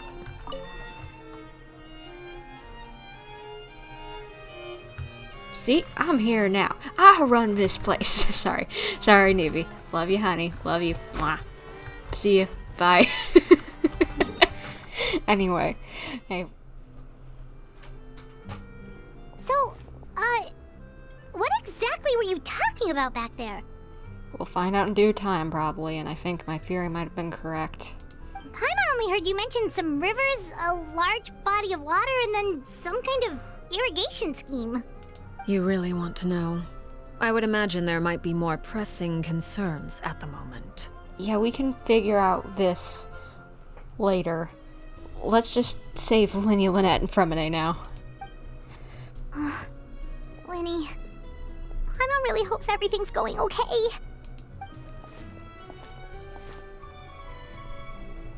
Oh, Paimon recognizes that look. You've got your thinking cap on, don't you, Traveler? The knave may seem relaxed, but she didn't seem to be joking earlier when she said those who betray the organization must pay with their lives. I think she's serious about punishing those kids.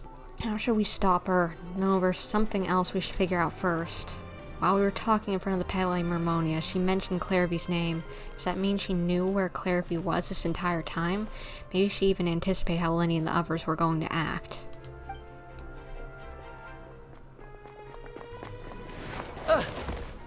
I thought he was running around a little too fast. Oh, shoot. Are you alright? Yeah, I'm fine. Maybe a little concussion, but I'm good. Oh, jeez, I'm so sorry. I was so focused on selling these papers, I wasn't looking where I was going. That's one of the guys from the list. That's one of the guys from the list who people who were killed or whatever. But he's obviously not dead. What? Because he has the scar on the bridge of his nose, like Paimon mentioned. So maybe my theory was right. Holy, I predicted that well. If this is correct. Anyway, my bad. I wasn't paying attention either. Well, let me make it up to you at least. Here, take this paper. On the house. He looks kind of familiar for some reason. Oh, you don't have to give us anything. Please, I want to. It's not like I'm short on supply. All the extras will be useless come tomorrow anyway. It's my fault, really. I was just trying to bring home some extra mora for the family, but I bit off more than I can chew. I haven't had many takers today, so I'm still swimming in papers. What's going on here? He just accidentally bumped into us. It's fine. Nothing much. I just ran into your friend here on accident. I should probably get going, actually, so... Hold on. Of course, I'm happy to compensate you with mora, it's just... I don't have any on me at the moment. I'll take 3 papers. Here. Your payment. Oh! Thank you for your patronage. May the Archons bless you with good fortune.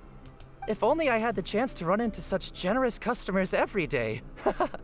I should probably just take on a smaller inventory though, right? I'm getting married soon, so sometimes it's hard to not get ahead of myself. Anyway, I should head out. Goodbye! That has to be that guy who wanted to meet someone. Well, now that my affairs are settled, we should take the boat back to Poisson. We've even acquired some light reading to enjoy along the way. Actually, why don't we stick around for a little longer? Paimon just realized how hungry she is. She can't head back to Poisson on an empty stomach. Looks like Paimon's trying to buy us more time. If we head back now, I doubt Linny and the others will have made any progress. What should we do? It appears you two are under the impression that delaying our return will somehow alter the situation in your favor. I'm sorry to ruin your fantasy, but your efforts are meaningless.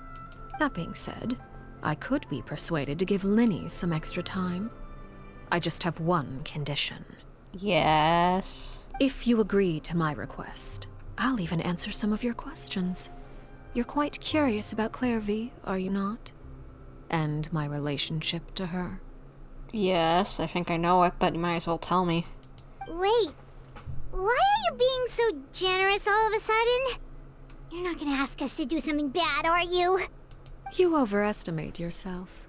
You don't have the talent for bad things. Then what can you possibly... The most important consideration in a negotiation is that both sides receive something they want. Demands and threats only get you so far. Then your condition is, let's hear it. Wonderful. Here it is. When the time comes, make the choice that you deem most appropriate in the situation, and lend your help to the House of the Hearth. Okay. That's it? Just use my best judgment and try to be helpful to the House of the Hearth? Okay, sounds normal enough. But what do you mean, when the time comes? When is that supposed to be? That is for you to decide.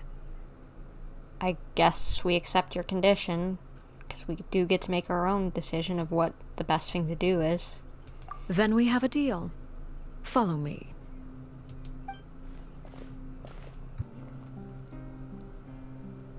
What is this place? Somewhere long forgotten by everyone. It used to be a grand building. Now it's nothing more than a pile of rubble. No one comes here anymore, nor does anyone care about what once happened here. Although, this place does have something to do with the story I'm about to tell you. It was before I became a harbinger. and before Lynnie and the others joined the House of the Hearth. Due to certain events, I first killed Clairvy and then her mother. And this is where it all happened. You were the one that killed Clairvy? Why? Patience now. Allow me to explain Clairvy's side of the story first. I'll start from the beginning. Clairvy was 6 years old when she was brought by her mother, Crucibina, to live in the House of the Hearth. From the outside, it seemed like a fairy tale. A thriving family made up of kind adults and friendly children. Crucibina was the knave at that time, and the House of the Hearth was under her control. She was Clairvy's mother by blood, but she was also the mother to all the children in the house. Clairvy was happy here, for a time. But she quickly realized that being part of this family wasn't a fairy tale at all. It was a kind of purgatory. Purgatory? Exactly. The House of the Hearth takes in war orphans from all over Tevat. But as for how to raise them, that depends entirely on the person in charge. Crucibina came up with a novel idea. She would teach the children to fight, force them to duel each other, and then crown as the king of the house the child who proved themselves most worthy of inheriting her title. It's difficult to estimate the number of children who died or were maimed in the process. There's little I can say about the ones who died. The ones that emerged with permanent injuries, on the other hand, well, they still served a purpose. They would be handed over to the doctor to be experimented on, or sent away on dangerous missions. Nothing more than tools to be used and then discarded. Ugh. So those were the experiments Clairvy was talking about. But what actually happened to her? You said that Clairvy was Crucibina's daughter, so if Clairvy tried to convince her to stop what she was doing, Crucibina probably would have listened, right? She did say that she doesn't deserve the title of mother, so she probably didn't. Despite being Clairvy's mother, Crucibina cared little for her daughter.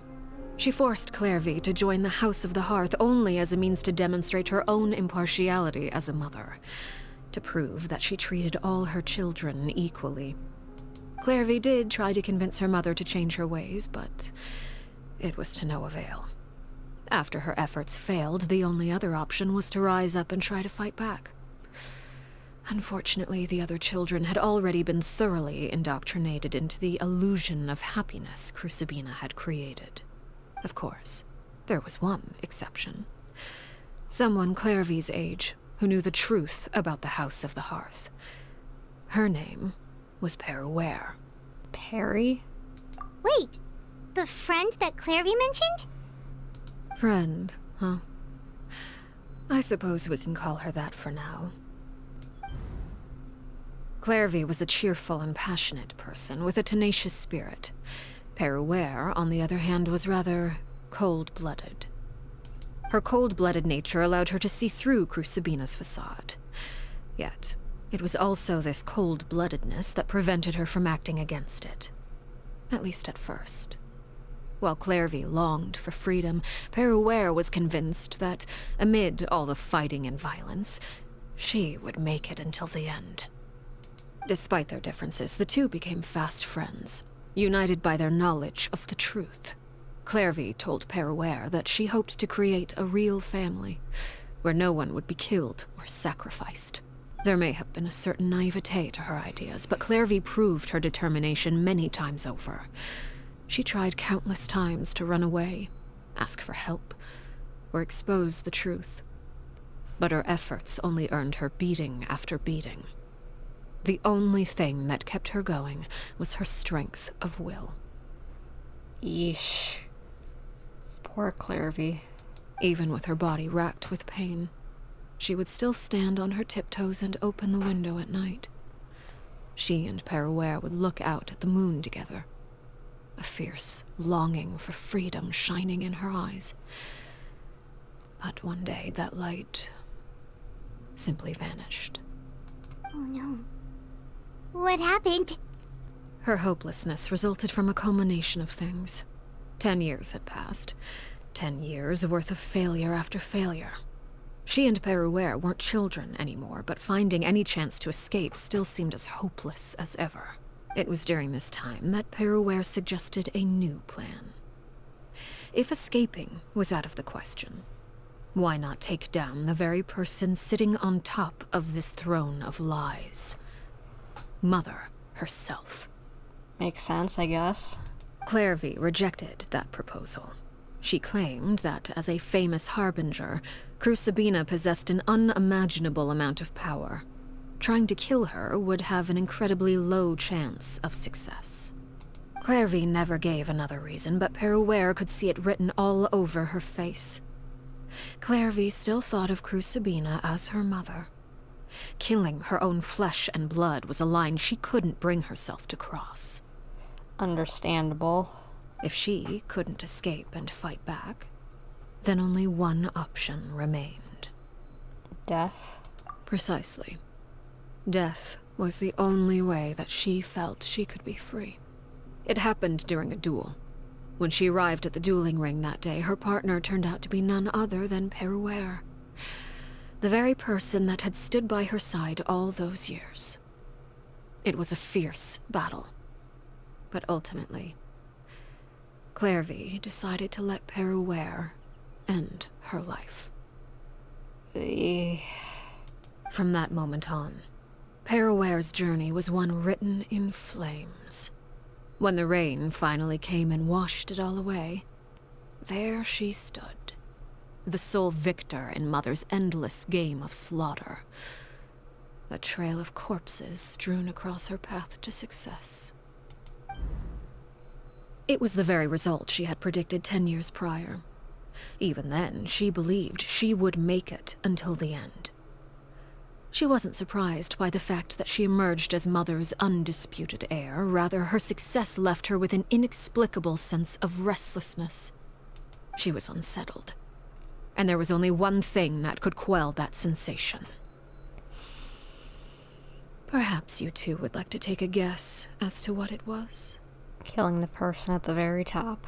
Crucibina, you mean? But... Correct. This is the place where Perouer killed her best friend.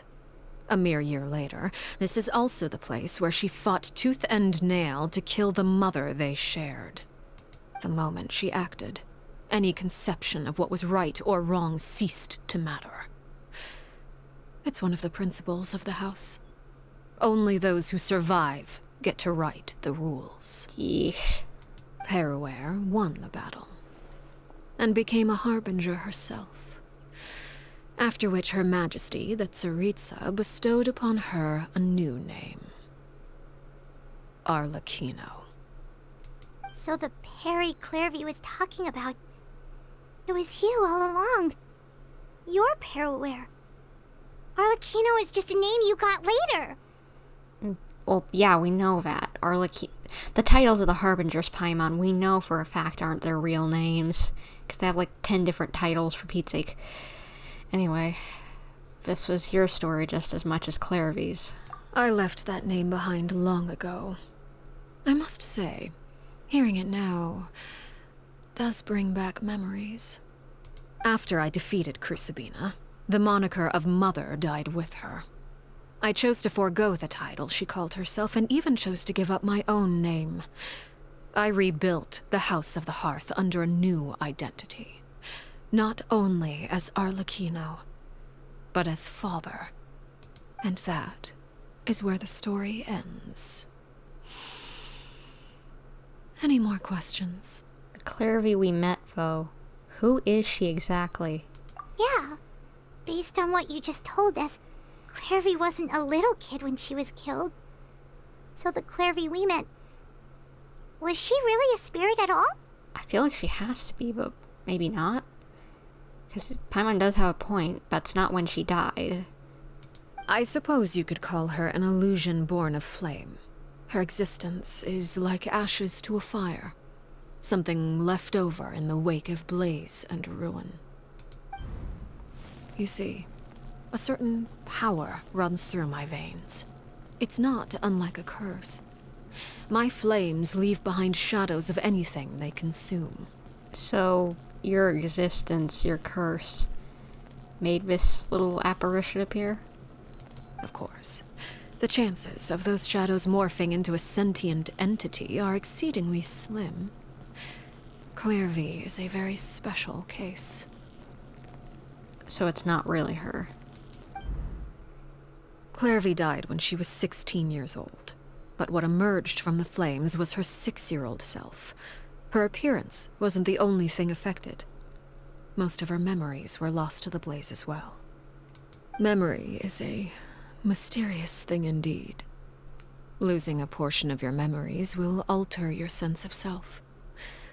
Lose 10 years' worth, however, and it would be like living in the past. Like returning to a version of yourself that never grew up. No wonder Paimon got such a weird feeling when we were talking to her. Perhaps I should put it this way. Clairvy is someone trapped in time. It may seem like she exists with us in the present, but she truly lives in the confines of her own past. So if all of that is true, then you must have known about Clairvy for a long time. Indeed. She's a rather volatile and unstable entity. Sometimes she would look after the children. She's even saved some of their lives. But other times, she would hide from me and become obsessed with revealing the truth about the house to anyone who will listen. Gotcha. Yeah, like she was trying to do with us. It was technically the truth, just the truth of the past, so that's kind of causing problems for you. Shadows don't have the capacity to learn or grow. Any new information they encounter is quickly forgotten over time. Your attempts to expose Clairvy to sunlight. They failed, yes. The reason is actually quite simple.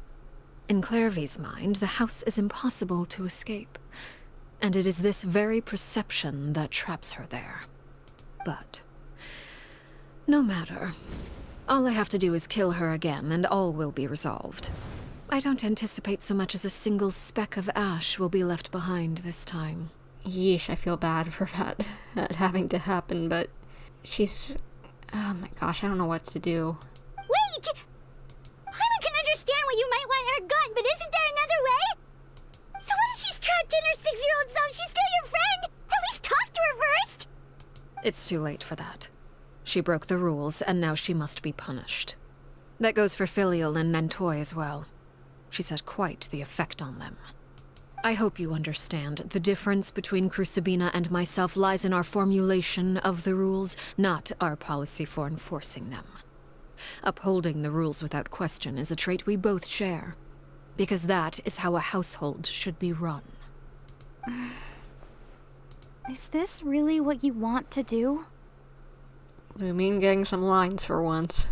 Whatever could you mean? Don't you want to say a proper goodbye at least? Whether as a killer or as a father, there are two things that must be avoided at all costs: anger and sorrow.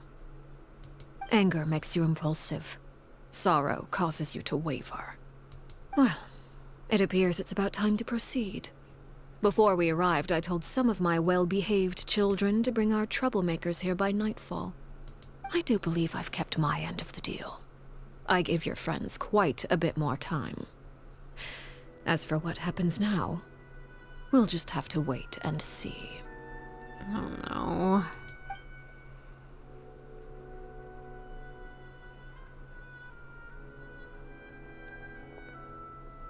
Here they are, Father. Ah, you gonna execute him? Seeing something like that would actually be a first for me. No, first of all, that's not gonna happen. Second of all, you want to see it happen? Lenny! Clairvy. I'm sorry. I heard about how you helped buy us more time, but I still failed. I couldn't find a way to fulfill her wish. Huh? Are you... Perry? Oh. Indeed, it's been a while, Clairvy. Perry! Shh, stay right there.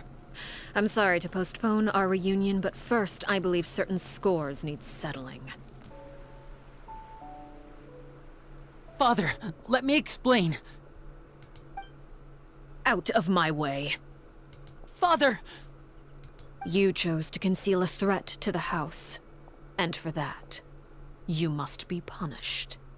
Overall, however, I suppose your wrongdoing is hardly the most egregious of the bunch, so I'll deal with your punishments later. As for right now, the more pressing concerns are the traitors among us. By traitors? Do you mean us? Father, let me explain. We didn't mean to... Fultz, why don't you share what you heard? Yes, Father. Secret Midnight Meeting number 3. Participants, Filial, Nantoi, Sato, Toddy. Nantoi clearly said, if only Father wasn't the one who took us in. Sato added, I'm sick of this life. I just want to live as a normal person. This kid has a pretty good memory. Filial was the worst of them all. She called us crazies and said a bunch of mean things about Father. I did not! You're lying! Fultz is trying to frame us. It's not like I'm the only one who heard those things. After that, you and Toddy and a bunch of other people started talking about Clairvy. You were using all those things Clairvy brought up as an excuse to question Father. Well, who wouldn't? We're birds locked in a cage. The only way out is to destroy it. That's what you said, wasn't it? This kid's a little cutthroat. You little. You just want me gone, don't you? What did I ever do to you, huh? And you, Sheplo, have you forgotten who stood by your sickbed, watched over you, and changed your dressings? Come on, let's hear it then. What's your reason for all this?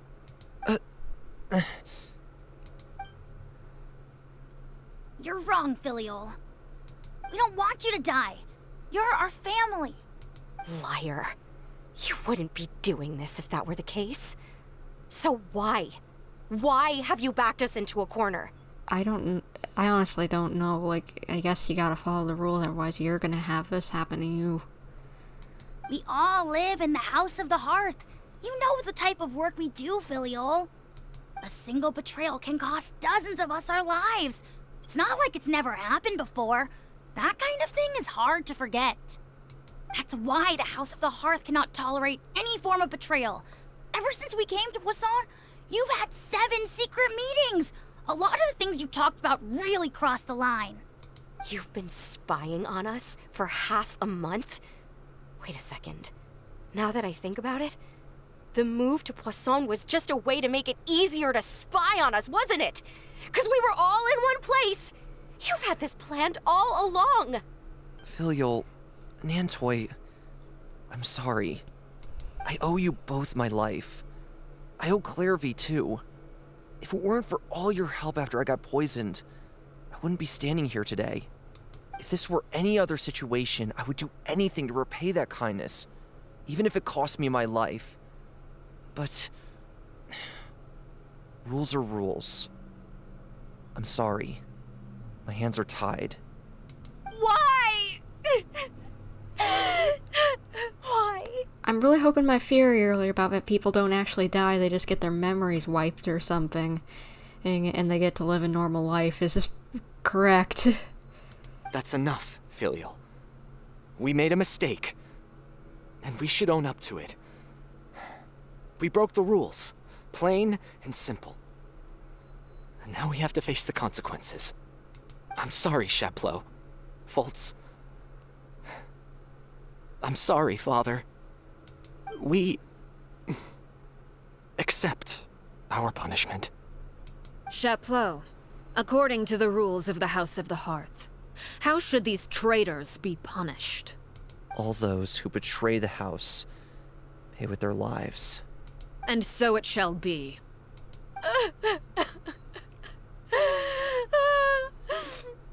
I hope my theory was right. I don't want to see people die. Father, please wait! Something you want to say, Linny? Please reconsider, Father. What Filial and the others did, does it really count as betrayal? We all come from broken families. From the very first day we joined the House of the Hearth, we wanted nothing more than to make it a real home. But the truth is, none of us know what a real home should look like. I'm not saying I have all the answers. All I know is this. Killing Filial and the others may uphold the rules, but doing so will only bring us further away from being a real family than we've ever been. So please, Father, please reconsider. I don't think that's gonna happen. She is one for upholding the rules. I agree with Linny. Father, please. Linny, you... I also agree with Linny. An order once given cannot be rescinded. However, given the extent of your determination, I suppose we shall have to go about this a different way. Draw your weapons and face me. Our weapons? Father, are you referring to a duel? Precisely. The rules of the house will not be altered. Traitors must be punished.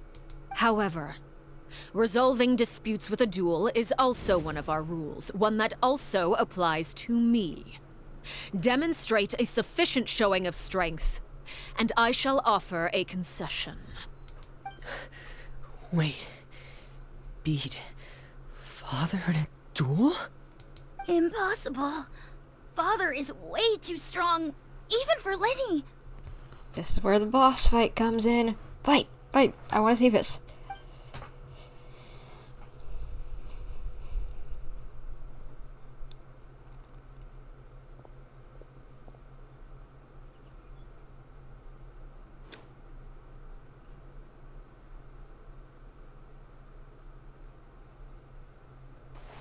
You two can join in? Alright. Did you hear that, Traveler? Lenny and the others have to duel the knave. What should we do? Can they really win something like that? Arlecchino did ask us to do what we think is best when the House of the Hearth needs help. Maybe we should jump in? If they lose, those people from the house are really gonna be executed. Hey, are you listening? Is executing them what she really wants? Don't you want to say a proper goodbye at least? Anger makes you impulsive. Sorrow causes you to waver. Back then, she never actually answered my question. So she does want a goodbye, as we could probably imagine. That makes the answer pretty obvious, doesn't it? Oh. Looking at that expression on her face, she seems really serious about this. Guess that means there's no chance she's throwing the duel on purpose, huh? There's no way the knave will lose on purpose, although... When guests are around, families are often on their best behavior. And any disputes are less likely to escalate. When the time comes, make the choice that you deem most appropriate in the situation, and lend your help to the House of the Hearth. Well, I think it's time to go in against the knave. Let's do this boss fight! What's wrong, Traveler? Hey, where are you going? Traveler? I'd like to see for myself what the fourth of the Fatui Harbingers can do. You're asking to join the duel against the knave? If that's okay. I'll allow it. We do have a ready-made dueling ring at our disposal, after all. Yeah, let's do this! Let's kick her butt! All I would advise is this. Keep a firm grasp on your weapon, and give it your all. Any less, and you may just lose your life. Understood, let's kick some butt! Okay, boss fight, let's go. Our bond is strong.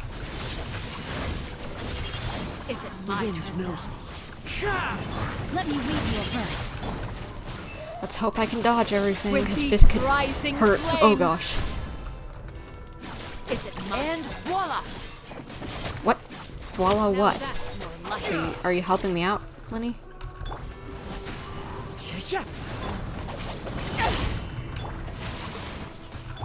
Is it my turn now?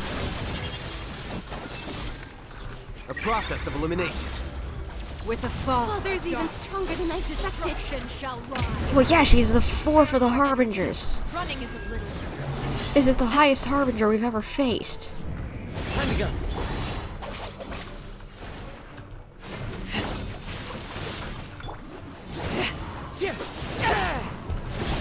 Get in gear. Out of my way. This way. Close or not? Is it my turn? Come on. Yes, yes, yes, yes, yes. Good, good, good, good, good. Keep the damage coming. Keep the damage coming. Keep the damage coming. Watch out for Father's movements. He's proved a worthy opponent after. What was that? That. Uh-oh. Cutscene. Phase 2! Phase 2 time. Wings? Oh no, spider. Okay. That makes sense for the strings that she was balancing on.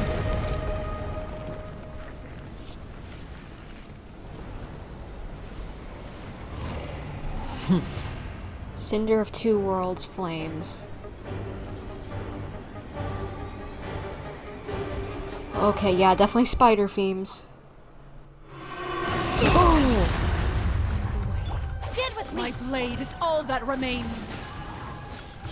Fallen leaves. Watch out for Father's movements. Scout! Your punishment made manifest. One with nature. Run, run, run, run.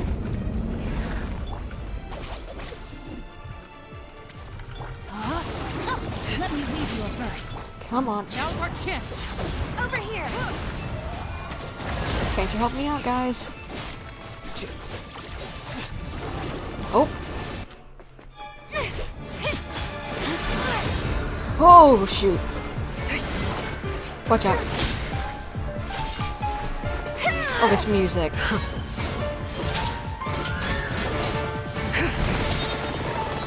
Careful, guys. Yeah, Fremi! You should know better than to crowd in one place. Fremi, careful. All of you.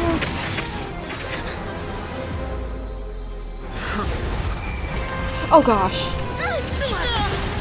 Are they okay? Oh, I know. No! Oh! Illusion magic! I'm sorry, Father!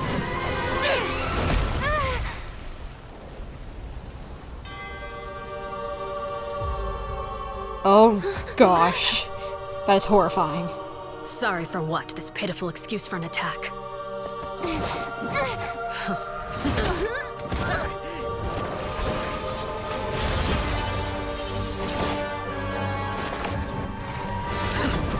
Careful, careful, careful, careful. Oh no, don't. Holy. That is not. I think we lost the duel. Oh gosh, what are you doing? Father, no! Go Lumine, quickly! Made it out, did you? You're stronger than I expected. Oh shoot.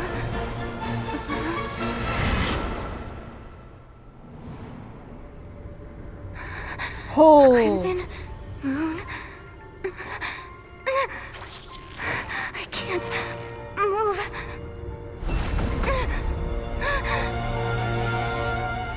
We're like in a plane if you find me. Don't. Put that hand away. Don't touch me.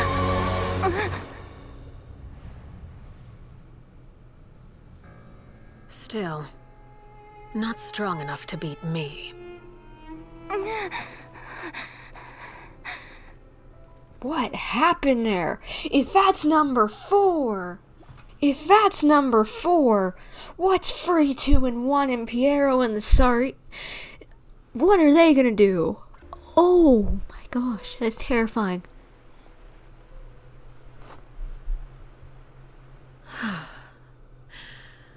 I believe we can end things here. It's not often that we get to enjoy the company of guests, after all. We wouldn't want things to get too out of hand. Oh my gosh, they're safe. At least for now. Wow. Yo, we're cooked. Yeah, exactly. This is, oh gosh. I'm trying to remember. Capitano is 2, if I remember correctly. Oh gosh, I need to look this up. Okay. I believe Capitano is 2. Oh no, Capitano is the first. The Doctor is 2nd. Dottore is 2nd. Columbina is 3rd. Arlecchino is 4th. Or at least that's what we speculate. Oops, the Doctor, Dottore we know is 2nd. Capitano, I believe we found out at some point recently was the 1st. But oh my gosh. If that was the power of number 4, I am scared to see what Columbina, Dottore, Capitano, and Piero's boss fights are gonna be like if we get one from them.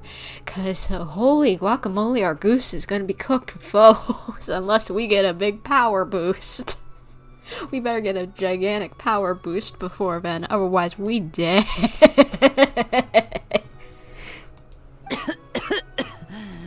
Brother, are you alright?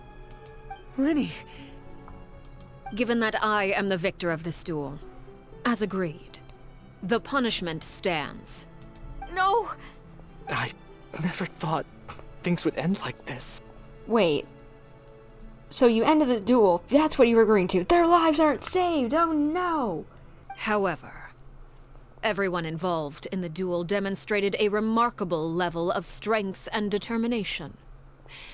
In light of this, I'm prepared to change the method of execution. And that being? Elwar, the bottled flames I gave you for safekeeping. Do you still have them? Yes? I wasn't sure what they were for, but I've kept them super safe. I didn't lose a single one. Wonderful. Then, in just a moment, I'll have you administer them. Bottled flames? Indeed. They're the product of a secret experiment. Under certain special circumstances, flames can be extracted from my person and preserved. The Dottore experiment. This has to be what it is. Once ingested, searing pain will spread across every inch of your body. No harm will come to you physically, but your memories will be burned I away. knew it! I figured it out! I knew it as soon as she said cleansing the water with Nouvellette to be able to use otherwise, still have a purpose. I knew it. If you can withstand the pain, when you awake, you'll have forgotten everything you know about the House of the Hearth, and will be expelled from the organization. In other words, administering this concoction will kill the version of you that grew up in the house, and give you a new identity. She hasn't been killing anyone. She's not perfect, but she's definitely doing better than the last director, that's for sure. So this means that the young man I thought looked familiar, the one selling newspapers outside the Palais Mormonia, he must have been the same horror we saw on the list of executions. He wasn't killed at all. Memory is a mysterious thing indeed. Losing a portion of your memories will alter your sense of self. No, if my understanding of the knave is right, she really thinks of that as killing him. The horror that lived in the House of the Hearth is dead. The one that remains is simply a normal person living out his life with his beloved. Even so, it's much better than actually ending their lives. So, you're just letting us go, Father? In a way, yeah, I guess so. You misunderstand. Memories are extremely important. Once consumed by flame, the version of you standing before me will die, and our secrets will die with you.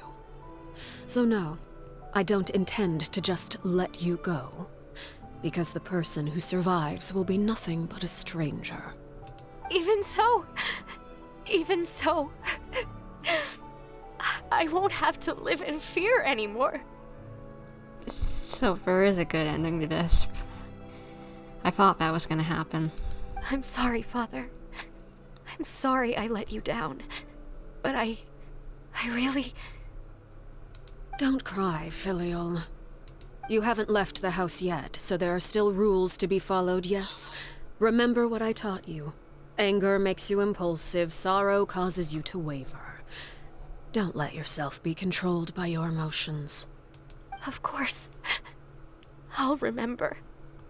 Dry your tears, and go pursue the life you really want. Yeah!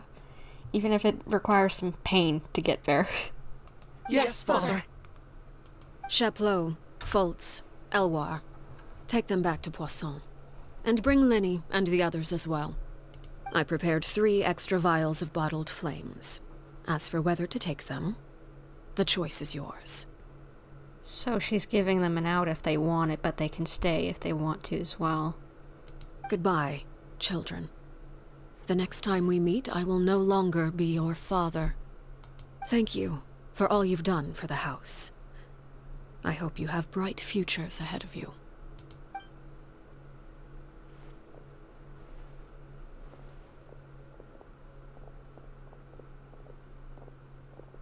Father. Let's go. Kind of a sappy ending, but... well... Here, grab my arm, Linny. I'll help you walk back. Aww. Thank you.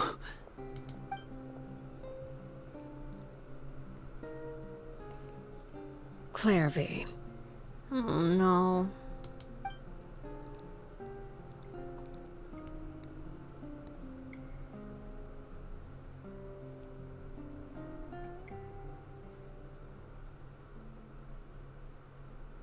Can we talk now?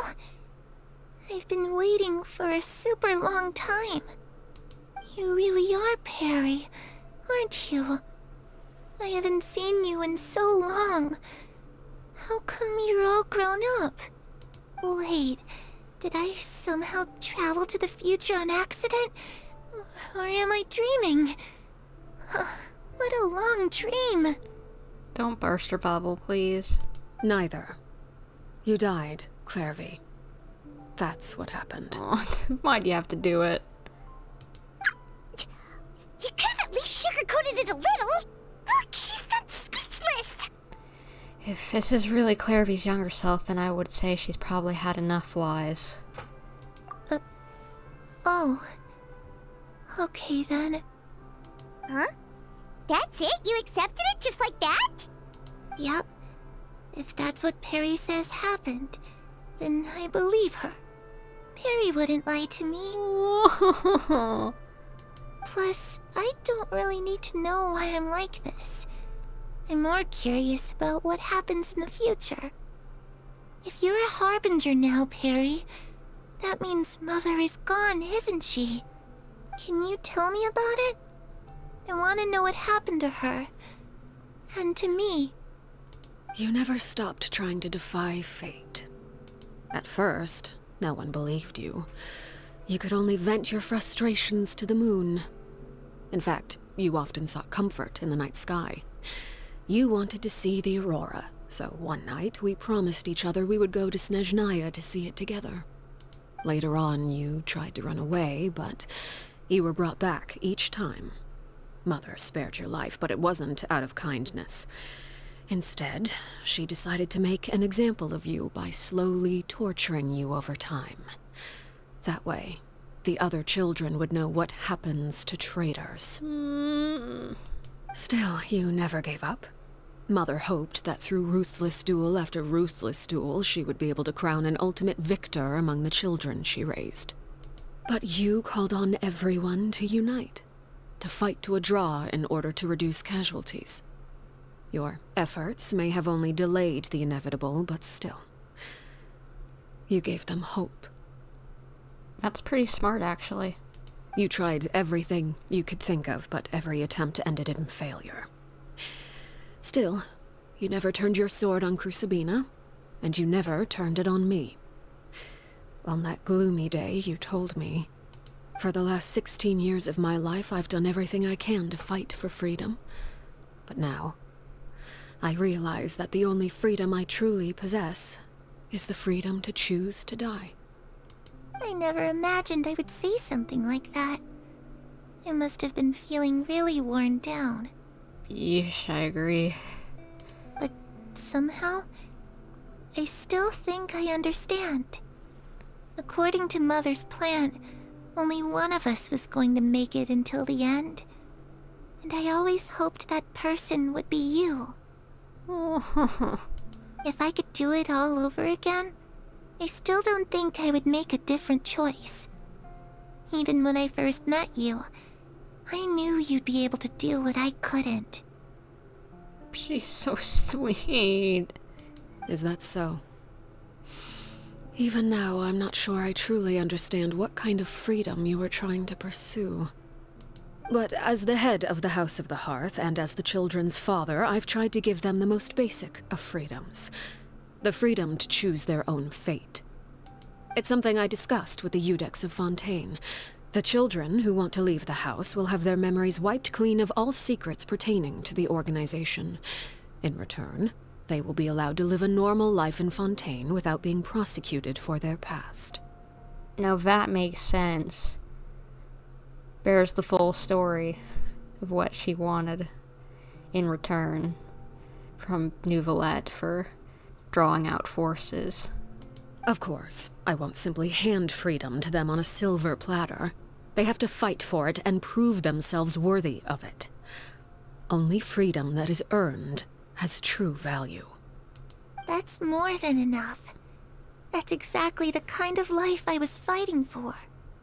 You know, Perry, I think you're a pretty amazing king, and a really great father, too. I'm really happy that you're the one who took over the house. I guess I do have one regret, though. I still haven't seen the outside world. Well, it just so happens that our dear guests over here have been to many nations and traveled to countless places. Perhaps they would be willing to tell you what the outside world is like. Absolutely. Yes, yes, yes. Let me tell you of all our adventures. Really? Yes. Of course! We've traveled all over the place. We've got so many stories, we could probably talk your ears off for 3 days straight! Talk about the land of Animo, nation of freedom. You know, I used to dream of being a bard. Playing the lute while singing into the winds of freedom. Even if there was no one there to listen, I would have continued to sing no matter what. Talk about the land of Geo, nation of contracts. Ah, that's where Mora comes from. I never knew that before. If I had some Mora, I would buy 3 new dresses. One for me, one for Perry, and one for Mother. She's so... You know, her mother was horrid. It's just too bad Perry doesn't like wearing dresses. And Mother, well, she probably wouldn't accept something like that either. I guess I'd just have to keep them all for me then. I could wear a different one every day. Talk about the land of Electro, nation of eternity. Those yokai you mentioned, what do they look like? A lot of different things. Foxes, cats, raccoons, demons, umbrellas, I think. I once saw a drawing of this one guy with horns on his head and a super scary face. Are there any yokai like that? Yeah.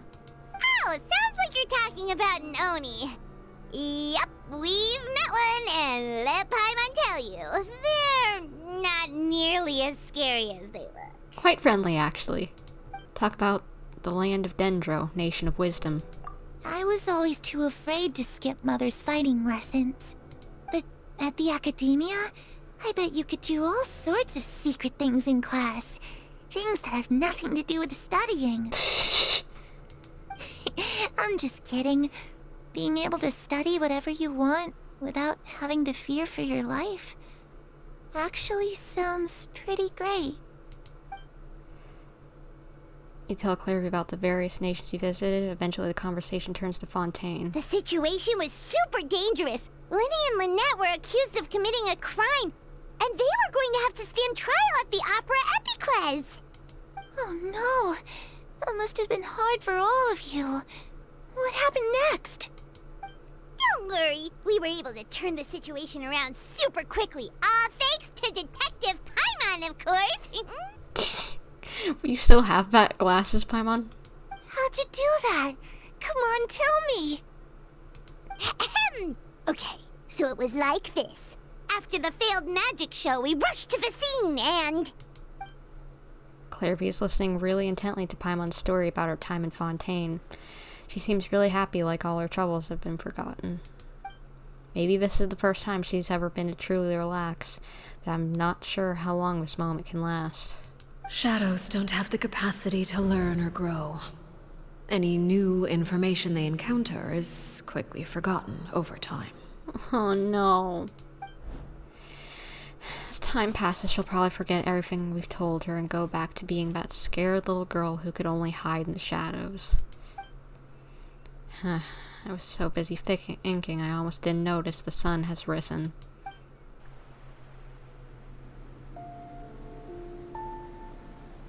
Clairvy, you've worked tirelessly from the shadows to overthrow the House of the Hearth.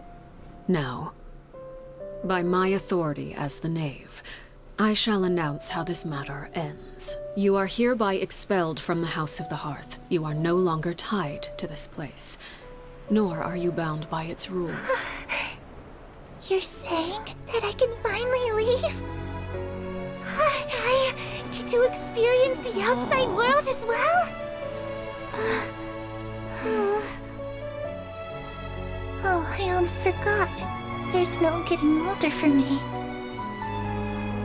Still, seeing who you grew up to be makes me really happy, Parallare.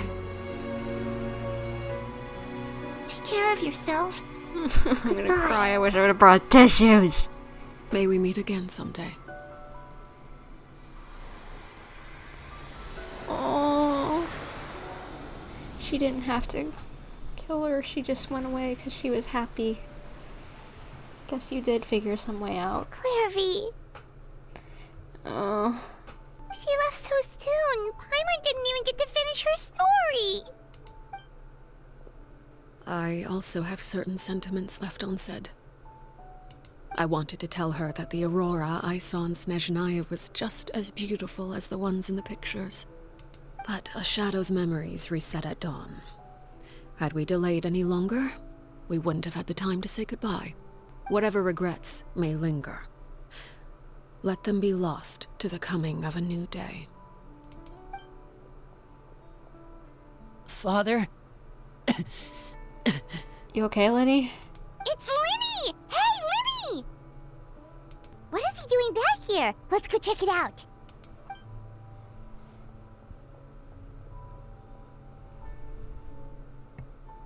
Oh, I want her back too, Arle. Father, the bottled flames have been administered. Filial and the others have left the house. And you? What have you decided? Thank you for giving us that choice, Father. But we never wanted to leave the house. It's the only home we've ever known. Aww. Lynette and Freminet feel the same way. They're recuperating back at the Hotel Bouffe d'été. But I decided to come back and tell you where we stood. I'm sure you're well aware of the expectations I have for you. I want you to follow in my footsteps and become the next king of the house. Yet you seem to have different ideas. So he doesn't want to be the next knave or whatever? I must admit, I'm rather surprised by your decision to stay. There's nothing wrong with choosing to live a quiet life. Leading this organization is a heavy responsibility, one not so easily carried by someone forced onto the throne. I just never understood what you saw in me. What made you believe I was deserving of that throne? You're brave, talented, And, most importantly, you cherish your family. Aw. You would do anything to protect them, even if it costs you your life.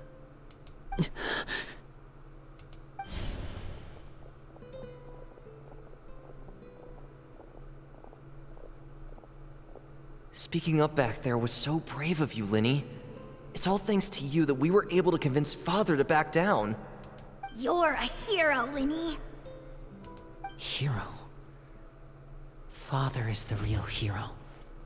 No, you are, buddy. Had Father gone all out during the duel, there's no way I would have walked away with my life. She must have had it all planned from the beginning, from the very moment she suggested a duel. I'm not deserving of that title. I'm not strong enough or smart enough. You're wrong. In my opinion, all you need to be deserving of the throne is conviction and the necessary strength to act on it. We may have different ideas of what it means to be a family, but you can hardly be said to lack conviction.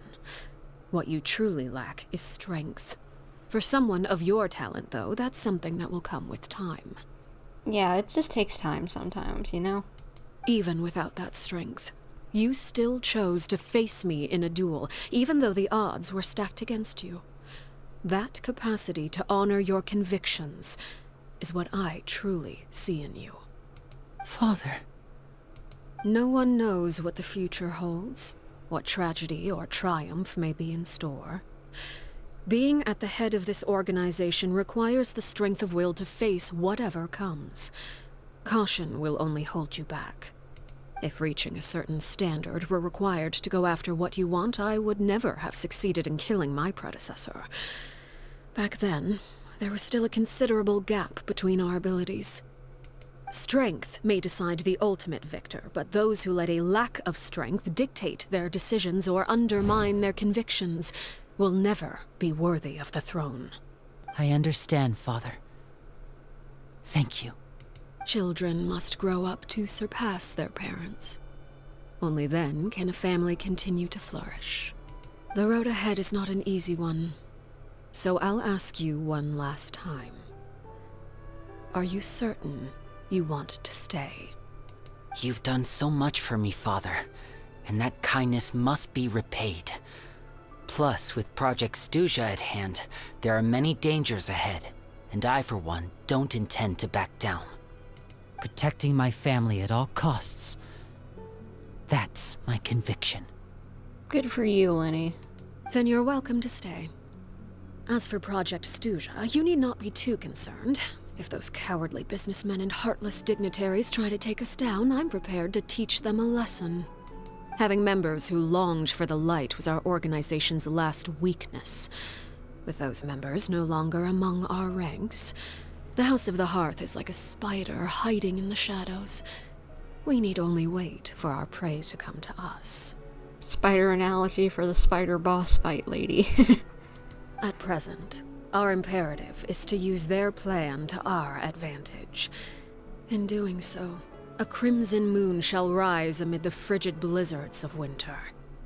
No demonstration of loyalty shall go unrewarded, and no sacrifice shall be in vain. A crimson moon?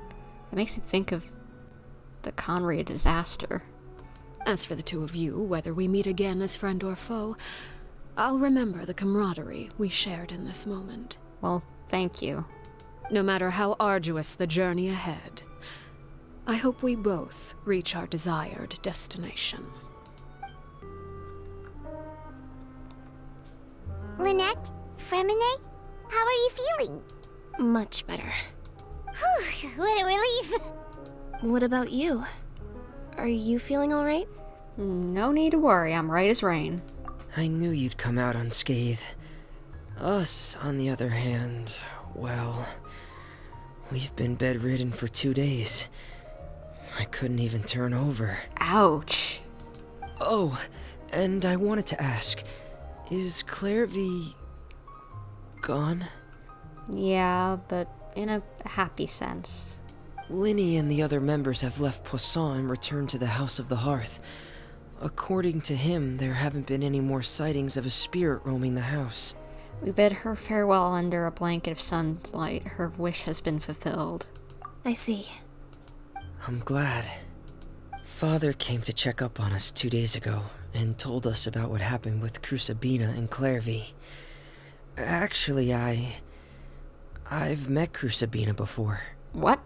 How old does that make him then, if you've met and remember meeting, probably, Crusabina? If you remember, hold up, think about this. So, Clairvy, when she died, was 16, Arlecchino said. And then Arlecchino's duel with Crusabina was 1 year later after Clairvy died. 1 year later. So that would mean when she took over, so when Crusabina died, Arlecchino was 17. I'd imagine he had to at least have been, I'm going to make a guesstimate to have, of course we need to hear what he says, but to have a decent memory of Crusabina, he would have needed to been 8 or something at least, I'd imagine. Because before then, usually the memories are pretty fuzzy of people you remember, you know? Oh, they're pretty you don't really remember too much about them unless the memories are extreme. And even then, Arlecchino, I'd say, is probably somewhere in her early to mid-30s, at least, in current game. Which means Freminet is an adult. Which would be weird if he mentioned that he's still growing earlier in the quests. But this is weird. How old is Freminet then? If he remembers meeting Crusabina. Oh, this messes things up. You can still grow after you turn 18 and whatever. You still, if I remember correctly, you can still actually grow up until like age 21, 22-ish. Vertically and whatever. Or like just like normal. Or like a young person would. Just not as much. But oh gosh, that puts some weird things in the timeline. Like, but he could have been joking earlier and saying that I'm still growing and whatever, or just like trying to come up with an excuse, and he's just like, oh wait, I'm not still growing. I don't know what to think, but that's an interesting implication, because I would have thought Fremi is somewhere in his mid-teens or mid to late teens, but I feel like he might have to be older than that if he has met Crusabina. Wait, what? You've met the former knave? Crusabina died a year after Clairvy. It was during the year between their deaths that I joined the House of the Hearth. Okay, so he joined the House of the Hearth. So basically right whenever Arle was probably around the same age as Clairvy. So Arle would have probably been in 16, 17-ish, which looks about right for the animation of what Arle looked like age-wise, I'd imagine. So yeah, I'd imagine Fremi here is an adult, like an actual adult. Crusabina had an extremely cruel and radical way of doing things. While she was alive, the atmosphere in the house was suffocating. When I joined, though, the experiment she valued so much had already come to an end, and all the people involved, dead and injured alike, were gone. Crusabina never talked about the past with us newcomers. A couple of months after I joined, Father killed Crusabina and burned all her files. With that, the names of all the people subjected to her experiments, Clairvy included, were lost to the flames, along with the painful memories they represented. Possibly for the best. Father took in Lenny and me a couple months after that, but she never mentioned anything about Crusabina or Clairvy. It really seems like something she was planning to keep to herself. The last time you talked to her, did she mention why she kept it a secret for so long? She said she didn't want us to be affected by the darkness of the past. She was worried we'd develop a false sense of gratitude towards her if we knew about it. The foundation of a family should be free of any corrupting influence. Whatever happened in the past, it has nothing to do with who we are now. And that's what Father told us in the end. But I still thanked her for everything. It was only after hearing about what Crucibina did that I finally realized how insignificant our lives could have been. The members of the house meant nothing to her. To say that she valued them in any way, even just as a tool, would probably be giving her too much credit. Yeesh. If Father hadn't taken over the House of the Hearth, I probably would have already... Don't think about it, she saved you in the end. Father rarely brings up the fact that she saved us. She doesn't believe that being indebted to her should be what ties us together. But even if we didn't owe her anything, we would still choose to stay. Because this is our home. Aww. We may have arguments or times when we feel wronged. Some people may even choose to leave. But as long as Father is here, we will always have a home. Whether the path before us is bathed in sunlight or shrouded in shadow, we'll follow Father wherever she chooses to go. So I wanted to say thank you for helping us make it through this crisis. Without your help, we could have lost a lot more along the way. Yeah, I was pretty nervous about this whole thing. Oh, we didn't do anything, really. Just invite us back as a guest and we'll call it even. Of course. You're welcome anytime. Aw. Are Filial and Nantoy okay? I actually saw them at a cafe this morning. They didn't recognize me. From what I could tell, they were drinking coffee and talking about one of the operas that started running recently. Aw, they got to keep their love of things, at least. They seemed happy. If I had to take a guess, I would say they finally found the kind of life they always wished for.